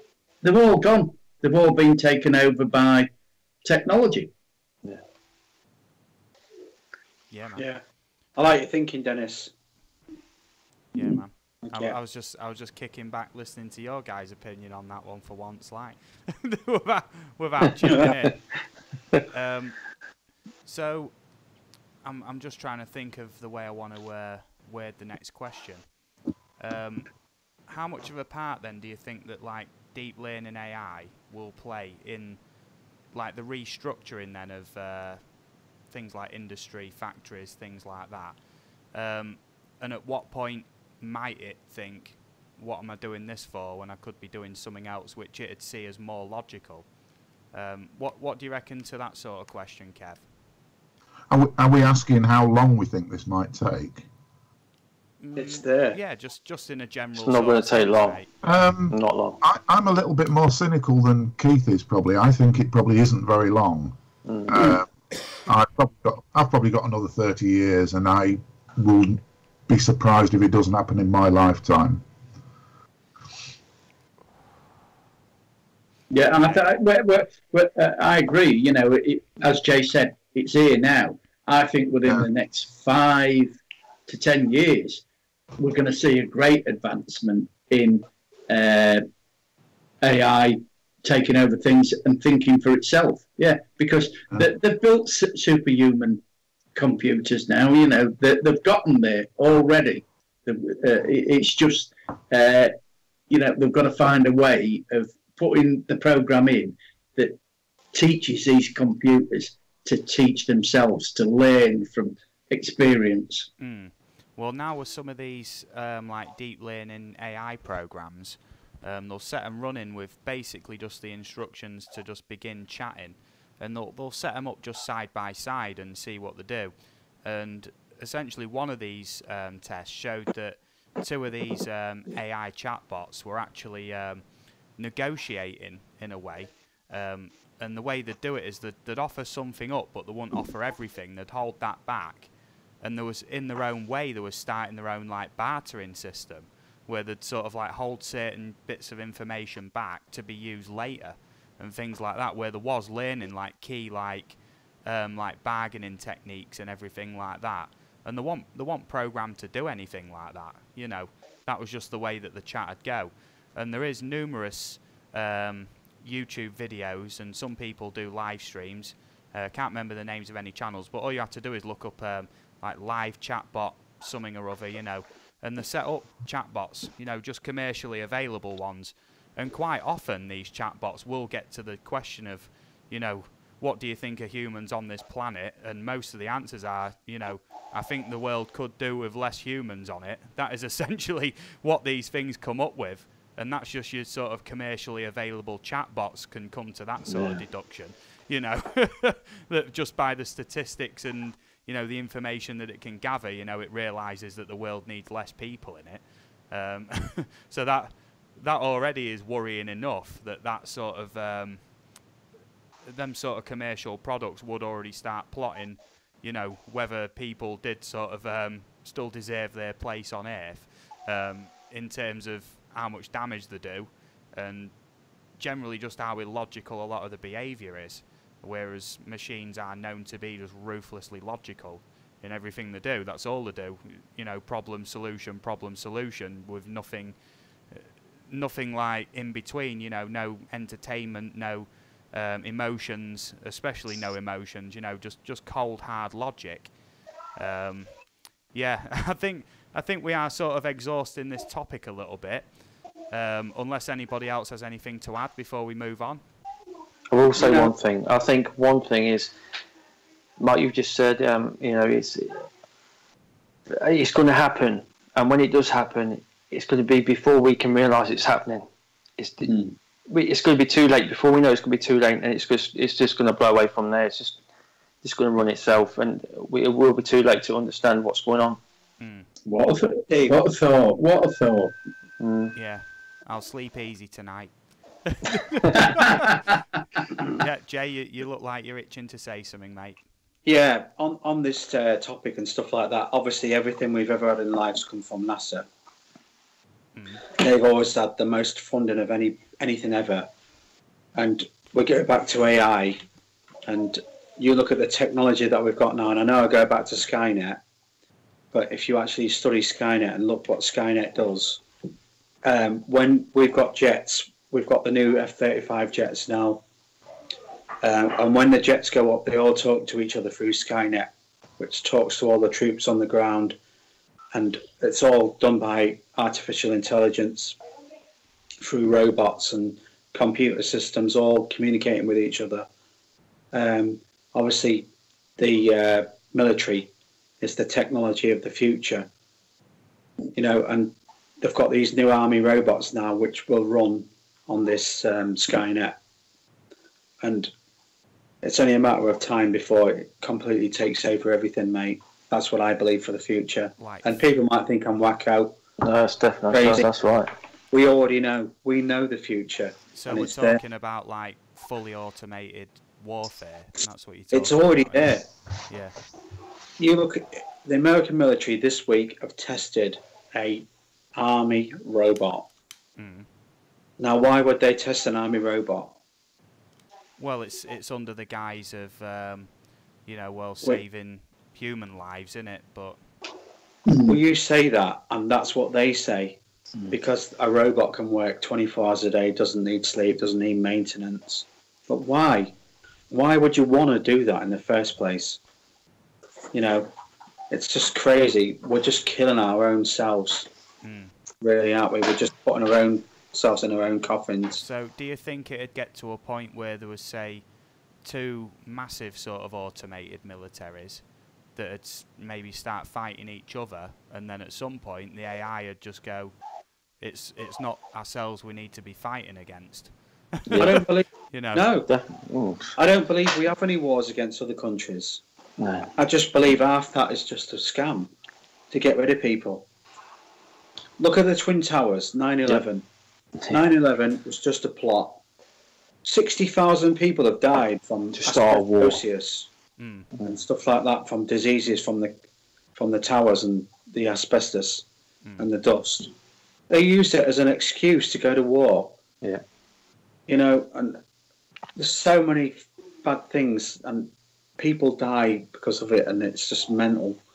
We're at that point already now. Everything's robotic, and robots in the next few years will completely just take over everything. They already are now. Look at this. This device wakes me up every morning. This device makes me talk to people. This device listens to everything I say right now. Watch this lot. Hey Siri. See? This device is constantly listening to me. This device, every single word I say to this... Loud and clear. Go ahead. This device, everything I say to this device is gone through the CIA in America. Up Siri. Well, that's the thing. If you ask these chatbots, do you relay any of this information to the CIA? They just turn off. Yeah. They don't answer the question. Facebook. They don't want to. Yeah. Facebook years ago was taken over by the military and the government. They say Mark Zuckerberg's a robot. I don't know about that, but everything now is screened, isn't it? You wake up in the morning, your phone's there, you put your phone on, everything you do is controlled by your phone. You're being watched by your little video on your phone. You go out in the morning in your car, you get on your way to work, you're followed by ANPR cameras, CCTV cameras. You're tracked on your card every time you use your card. It's just mental. Everything is just mental. Everything is robots. Yeah, like a digital fingerprint everywhere, isn't it? Cameras everywhere, back to main HQ, and facial recognition. And have you seen the system that's now implemented in China? Do you know, like what's called the social credit system? Have you read anything into this? This is how it actually is in China now. Essentially, in China, there's cameras everywhere, obviously, but the government actually what looks into your social media accounts, has free reign over them, actually watches you all the time as you walk around the streets, and it like AI assigns you like a social credit score, and if your social credit score isn't high enough, say you've dropped some litter, your social credit score will go down. If you do a good deed and you toe the line, it goes up. Right. Sorry, what's that, babe? Yeah, very similar to that episode of the Orville, yeah, but this is actually for real. And then essentially, if your social credit score goes too low, you can be denied things like renting houses, travelling on certain modes of public transport, being allowed a passport, things like that. And that is how it is in China now. You just have to look up, if during the stream now or after the stream, just look up China's social credit system, and it goes into great detail about how it all works, and many discussions for and against it. Yeah, and even people in China speak about it, which is not very often you find people's accounts from China against the government or whatever, but obviously if they're found out even speaking out against the system, they can lose credit, you know. And that's the thing, in a sort of free society, well, in a free society, not a sort of free society, you need the ability for freedom of speech and freedom of behaviour, as long as you're not encroaching on everybody else's freedom of speech or freedom of behaviour, you know. So that's where that already is, and I think that is sort of just a test run that many governments around the world will probably look at implementing elsewhere as well. So what would you say to that then, Kev? Do you think that's a good idea or a bad idea? Not a bad idea, obviously. It's getting a bit morbid, this chat, isn't it? Yeah. It's all about AI taking over the world, and AI that will control every aspect of your life and give you a score and limit you if you don't toe the line. Yeah, I don't really know what to add to that. I mean, yes, of course it's bad. You know, it's bad news. Yeah, Jay, do you know about the China's social credit system? I've just come back from the toilet. Sorry. What are we talking about? China's social credit system? No, I don't know anything about that. Yeah, essentially all your behaviours online and publicly are tracked. Sort of the government has access to all your social media and your internet accounts. Not access to them in that way, but they can check up on you and log in if they need to. And anything that you do that's either against the law, offensive to the government, or against the government, like detracts from your social credit score, and actually toeing the line, working hard, not missing work, and generally just being a good citizen will improve your credit score in such a way like an actual, you know, like a financial credit score works. You know, in the Western countries, like, I don't know if it works like that anywhere else. And essentially, if your credit score gets too low, you'll be denied, like, renting houses and getting a passport and using certain modes of transport and things like that. So, you got with China a few years ago. China was just on the verge of absolute collapse, wasn't it? With the taxes and everything else. And they introduced that super low tax where everybody paid super low tax to create a bit bigger economy and stuff like that. Yeah, I think that's a good idea. You know, if you want to be a good citizen in life, then you be a good citizen and reap the rewards. But if you're going to be bad and be dodgy and mess everything up, then yeah. Yeah, but I think the main issue lies with who's at the top in control of it, basically. Well, who's in control of everything? It's a shadow government, isn't it? Going back to that again. Anyway, guys, I'm going to call it a night. Okay, Eagle VP's got to get his pipe and slippers on. Yeah, I have. It's been a great stream tonight. Thoroughly enjoyed coming on. Hey, Eagle, it's been a pleasure, mate, as always. Yeah, and I'll see you all in the week. Yeah, yeah, man, it's have been a great. nice Christmas, mate, won't you? Yeah, okay then. Bye, everybody. Next time I see you, I want to see you in that tinfoil hat, mate. we got a deal. Bye, Lauren. Bye, then. All right, take it easy, mate. Yeah. All right, bye, dude. See ya. Right, then I'll just work this out. If you give me 1 second. Okay, I'm just working this out. There we go. Get rid of that. Sorry, we've lost Crags for a second. Yeah, where is he? There he is. Skype. Yeah, that one. There we go. We're making progress. I'm still quite new to this OBS setup that I've got on the go. That's looking back to normal now. So transition in. There we go. Look at that on the fly. I'm learning. Okay. Right. So next topic up then. Does anybody have anything else to add? Any other topics? Anything in general you want to talk about? And I know after the stream we did last time, Eagle VP and Jay, us lot together after the stream, we actually had a good chat about things like dark energy and spirits and whatnot. And I'm more than happy to have a chat on stream with you about that, Jay, and let everybody else in on that if you're happy to speak. Yeah, sure. Yeah. Yeah, you know, I've always searched for answers and stuff like that, and I've had a lot of stuff in my life.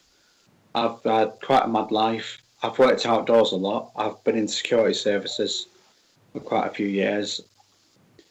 I've seen a lot of stuff at night that I can't explain. And, you know, when I've searched on the internet for answers about being hit with a white flash, people just think I'm like wacko. Maybe I just did imagine it, I don't know, but I got it with a white flash of light a few years ago, and to this day I can't explain it. What seemed like I was in this white flash for 5, 10, 15 minutes. I couldn't move. All I could see in every direction was white light. I can't explain it. You know, somebody tell me what I saw, because I don't know. Where was this, Jay? Back in 2000, it would be 2012-ish, sort of 13-ish. I work in security services, so I work at most of the nights. And I was out in the field, and I got it with a white flash. And when I tried to look in every direction, all I could see was white light. I can tell you the theories that a friend of mine's been studying for 30 years that connects all the way to the top, from the shadow government to the aliens. Well, so they think they're aliens, all the way back down to human sort of people. They think it's like abduction, but I don't think I believe in that sort of thing. I don't know. But Did you have a story? it was real. Being stuck in a white light was real. I looked in every direction and I couldn't see anything but white light. And then my eyesight started coming back. I started seeing black. And then what seemed like for, I don't know, 15, 20 minutes. It was so strange. I can't explain it. Okay. But there's nothing about anything like that. Okay. There's nothing. Yeah. White flashes put down to what they call solar flares and stuff like that, but it wasn't that. Yeah, okay. But in a lot of ghosts as well. Yeah. So, sorry if I seem a little distracted. I'm just trying to transition nicely in the background, and you'll see that now. I've just rigged that up. So I hope you like the slightly improved layout for 4 people. Yeah, sorry, Crags. Have you ever had any sort of spiritual encounters or ghostly encounters or anything of that nature? Again, no. Again, I'd love to experience something like that, but no, nothing like that's ever happened to me. Okay, Dennis, have you ever had any paranormal activity or encounters? I do. I was lying in bed with my wife, and I had my back to my wife, and what it was is I had my arm in a funny position, but it felt like someone had blew across me with, you know, they blew the breath across me, and I turned around to my wife to see if it was her, and she was on the other side. It was like, it was really real. Somebody just blew across my arm and my face. It's like really intense, and it really did scare me, because it was like someone else was there blowing across my face. It really did feel like it. That's the only experience I've had that's felt really real, you know. But that's all I can. I do believe in that sort of thing, and I'm always looking for that sort of thing. Even when I do a film, I'm looking in the background for things that shouldn't be there. But I've never seen it. But that's the only experience I've had. Yeah. Now on this topic, it would have been good to have Andrew here from Haunted Adventure, because he's had a couple of experiences and whatnot, and he used to be a devout believer that there wasn't anything like that until he had a few experiences, and I can say that I'm the same, to be fair. I didn't believe in anything until then. Yeah. I'm the sort of person, if I have to see it to believe it. But that was so real. That's what made me sort of think, well, it could be. You know. Yeah, definitely. Dennis, I like that. Sorry. I like that. Yeah, it's good. Now, on the you was talking about a possible vigil at St Botolph's Church in Skidbrook, Jay. How far along is that idea, or how willing are you to do that? Yeah, I'd like to get a few people to go to the Skidbrook Church. It's been documented in the past, and it was used for devil worshipping or worshipping evil. Well, we saw some evidence. For a few years. Yeah. There were animal sacrifices, and people do record in its past of hearing moaning. There's been some big people going there, some big groups. I can't remember if it was Abex or Urban Exploring that's been in there recording and doing stuff. And there's been a spirit in there that's moaned, makes moaning noises. That's the main sort of noise in there. But yeah, it'd be a good place to go exploring, do a night in there, do a live shoot in there as well, you know. That would be pretty good. Are you talking about getting there from sundown and staying there till sun up? Yeah. Also, though, I would point out that the guy across the road is the farmer who's in control of the care of the place. That sounds like the guy we met, doesn't it? Yeah. He's quite a nice guy. He was a nice guy, yeah. Yeah, he is. But he just doesn't want any damage to the church because it's under protection. Yeah, the church's conservation trust. Yeah, yeah. It is, yeah. Even though it's... Well, last time we went a couple of weeks ago, there's a lot of cracking, and it looks like some of the pillars are leaning, so it looks like it is actually falling down. Oh, and that'll be a shame. That'll be a shame if that happens. Yeah. Won't it? It's like 13th century, that church. It would be good to do some sort of night in there, all of us, and see if we can pick up on anything. Yeah, not only that, but give him an heads up that we're in there and for what purposes as well. Yeah, I think well, just so he knows, you know, if you see torches or anything like that, it's us, you know, it's not yobbos in there. So if you need to come and speak to us about out, that's where we are. You know, just don't sneak up on us, because we'll probably be armed to the teeth anyway. Yeah. Originally, I was a little bit sort of apprehensive about it, but the more I've thought about it, the more I think I'm keen on doing it, to be fair. Well, Steve, there's also RAF Binbrook as well, where that's quite haunted. There's been a lot of teams going there and talk to one of the spirits of I'm not sure if it was one of the Australian pilots or one of the Australian crew who died. One of the Australian crew, I believe. Yeah. If you look at one of my videos of the latest H block, I think that was one of the areas that one of them pilots was in.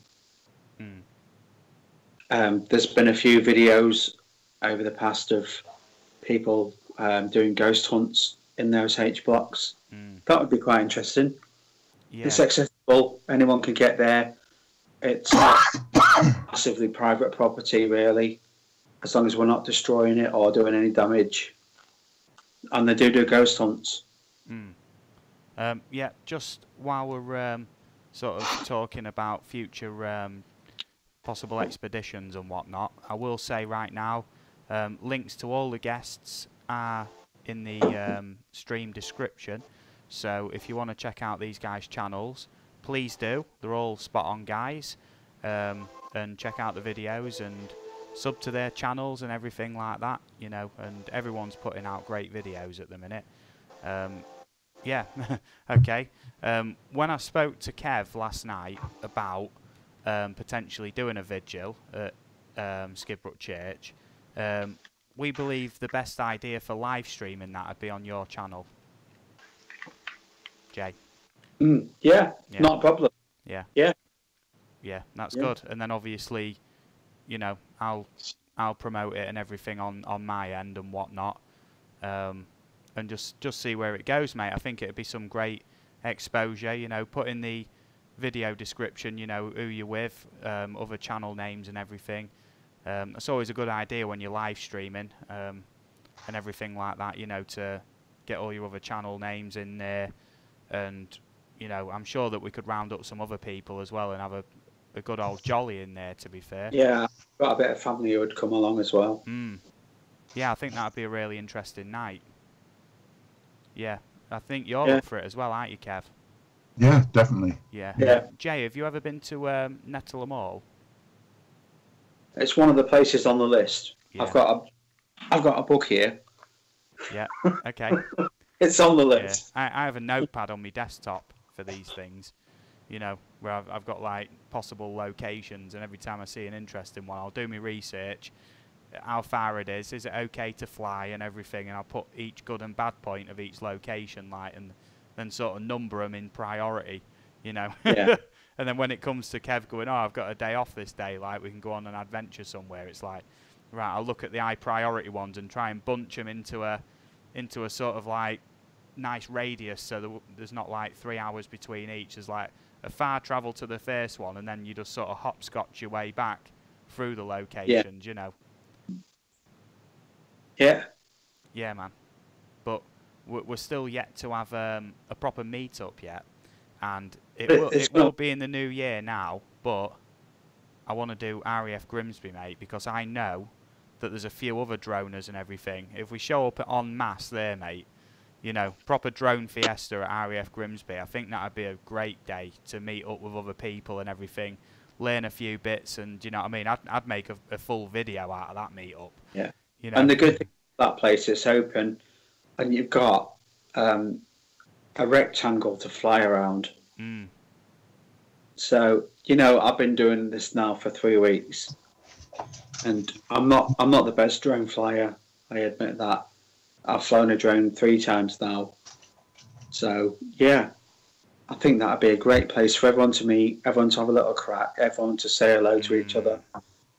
Kev, I've not met you yet, but I will do at some point in time.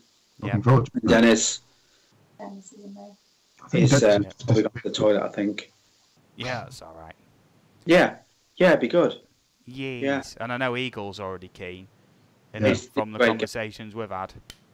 Yeah, Eagle's absolutely sound, mate. I know everybody in the chat already knows Eagle VP. If it weren't for Eagle VP, I wouldn't have gained so many subs, so much great advice from him. You know, and he linked me up with a load of other great channels. He featured me on his channel, on his Drone Flyers review.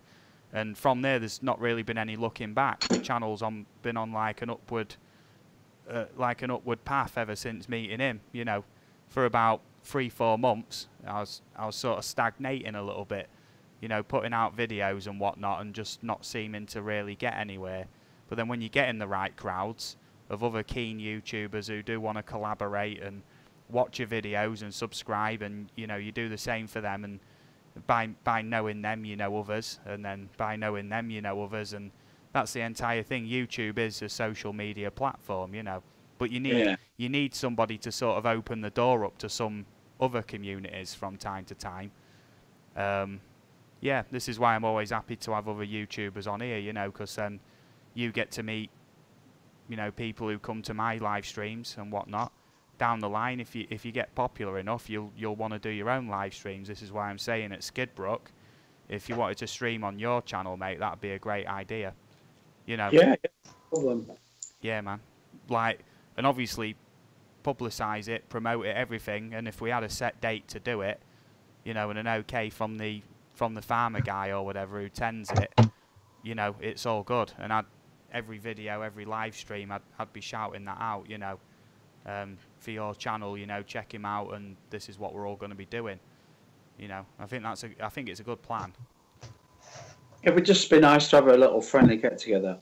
No matter what we do. Yeah, that's number one priority. It's been that many years since I've seen you last. My working hours are mental, so I don't get a lot of free time. But this weekend I've been out quite a lot. Got a lot of videos to come onto the channel, but we haven't done anything together yet, so that would be nice. Yeah, I would highly recommend, like Eagle said. Sorry, mate, your audio's cutting out a little bit for me. Yeah, sorry, mate. I'm You listening, still- mate. Your audio was cutting out. Sorry. Yeah, and you know, to hook up with Kev and Dennis as well. You know, do something together. Be awesome. Yeah, man. Well, Eagle And Craig. VP's got all the drone techniques to tell you, mate. So when I met up with him, he was like, try this, try that, focus on this, do an orbit of that, and it was like, it was like a drill sergeant, you know what I mean, with the drone. But it's like, it was good because he knew what he was talking about, you know. And then from that, I've learned lots of great techniques, which then obviously I can pass on, and that's the way it goes, you know. We do have some glitching going on. Jay's now appearing twice. 1 second, I'll just try and... Yeah, I'll try and sort that out. Look at that, look, he's getting all the exposure he's ever wanted, look. Okay, let me just see if I can find what is actually going on. I'll just do that for now until he gets back, because he might have ended his Skype call. I'll leave his name tag on there. Yeah, that's all cool. I'll see if I can resolve that in the background while that's going on.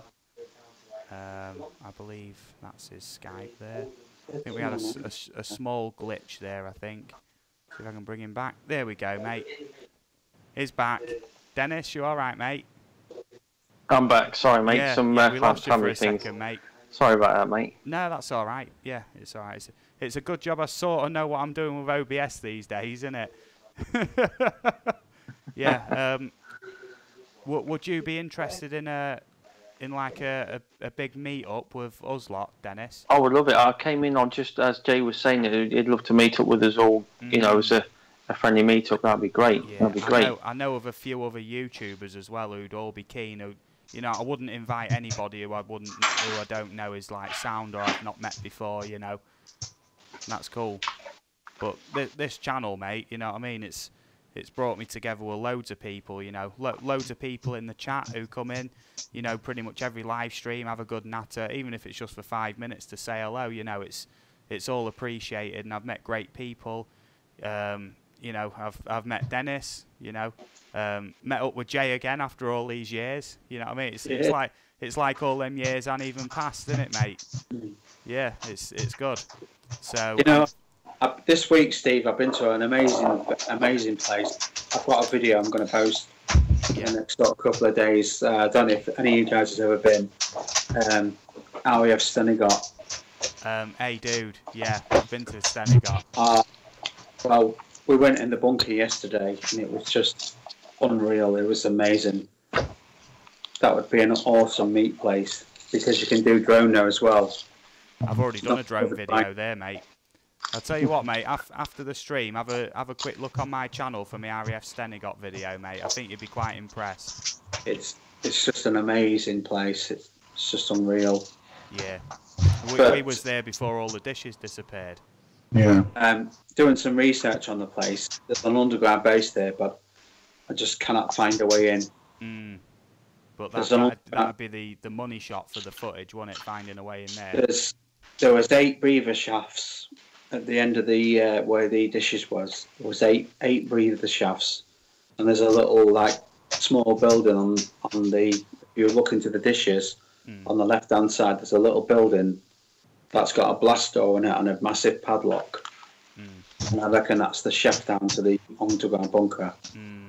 Where all the top secret stuff went on. Yeah, man, because that place was covered under the Official Secrets Act, wasn't it? Yeah, everything that and it had a police station on it as well. Yeah, I know, yeah, right at the entrance bit. Yeah. It had a police station on it, and yeah, unofficially used to spy on the Russians, but it was like an early warning detection centre, wasn't it? Yeah, honestly, Jay, if you after the stream or when you get a chance, mate, have a look for my RAF Stennigot video, because the way I do them videos is the drone footage to spoken histories, so it's well worth a look. Oh, you're already having a look. That's good. Oh, the missus is on it, mate. It's much better with a commentary on. I'll say that. You know. The missus is on it. Yeah. I've done a load of history videos like that. When I get footage, I like to do history videos. You know. Yeah, I'm always interested in what's underground. I love underground bunkers, top secret stuff. And you know, you guys, if you're following and stuff like that, if you've ever heard of a guy called The Secret Vault, this guy's been a YouTuber for 30 years who's got underground maps of bunkers down in Corsham. Who knows? It's just mental. I used to work for a firm that did maintenance for houses and land and things like that, and unbelievably, there was a kids' park was starting to sink. So what they did was they dug it up, and there was an underground bunker of World War II under a kids' park, and no one knew about it until obviously the ground started sinking in. And I went under there. Oh wow! I wish I had a camera. It was fantastic. The tunnels, they just led to any. It was like a little maze. It was just like a. It was fantastic. But they went down and they had a look around. There was nothing down there that they said there was down there anyway. And then they filled it in and then built the park back up. It was just lost. It was amazing. It was an amazing discovery. This guy who runs a secret vault's called Matt, and one day I hope to do a video with him. He's absolute legend. He's dedicated his whole life as a YouTuber to what he does. And when you look at his underground maps of all Corsham, Corsham was the headquarters of the nuclear program back in the Cold War. And we used to have all these Royal Observer Corps bunkers, and I've got one on my Facebook and YouTube channel. And all these little bunkers used to report to the middle-sized bunkers, which ours was Skenderby. And then Skenderby would report to Corsham, which was like the headquarter bunkers of the country, where the government would lie. And there's 26 miles of underground tunnels in Corsham. Wow. 26 miles. And that's the truth. Here's it's one. unreal. The amount of bunkers. And if you like underground stuff, Andrew, you know, from Haunted Adventures, he did a video about the Nettleton iron mines, because he knows a way into them, and he was saying, you know, if you want me to show you where the way in is, and that's like miles of underground tunnels and that. Yeah. Oh man, you know what I mean. So that is in the pipework, you know. So in the pipeline, should I say? So if that gets arranged, mate, I'll give you guys the heads up if you want to come along. Have you guys been to Swallow Bunker? No. Nope. Are you local to Grimsby Cleethorpes? Yeah. If you go to Swallow, and you go out to Swallow on the road to what's that village, Dal? The Cuxwold. Between Cuxwold and Swallow, there's a little patch of trees on the right hand side on the bow of the hill. If you stop there and go in the trees, if you look at my video, there's an underground nuclear bunker. Just in there. Yeah, I did see your photos on Facebook. There's quite a lot all around the country of those bunkers. Yeah. But those little tiny bunkers used to report to like Skenderby, which would report to like Corsham back in the nuclear era, back in the 80s. It's amazing. Mad times. Right, on that note, we are approaching the 3-hour mark. And wow. Yeah, time flies when you're having fun, doesn't it? Yeah. So I'm going to say me goodbyes to everybody in the chat. If you guys would stay on afterwards for a little chat and whatnot. But I'd like to wish everybody a Merry Christmas in the chat. Thank you all for watching. It is much appreciated. And if I don't see you all again, I hope you have a nice Christmas. I won't be streaming again or doing any more videos, but I will be in live streams, you know, and I'll probably have a quick look through some live streams on Christmas Day, you know, of who I'm subscribed to and whatnot, and come, you know, pay homage and wish you all a Merry Christmas. So on that note, I'm going to wish you all goodbye. If you guys want to say a quick goodbye, and then we'll wrap things up. Yeah, okay. All the best, everybody. I'll catch you again soon. Thanks for watching.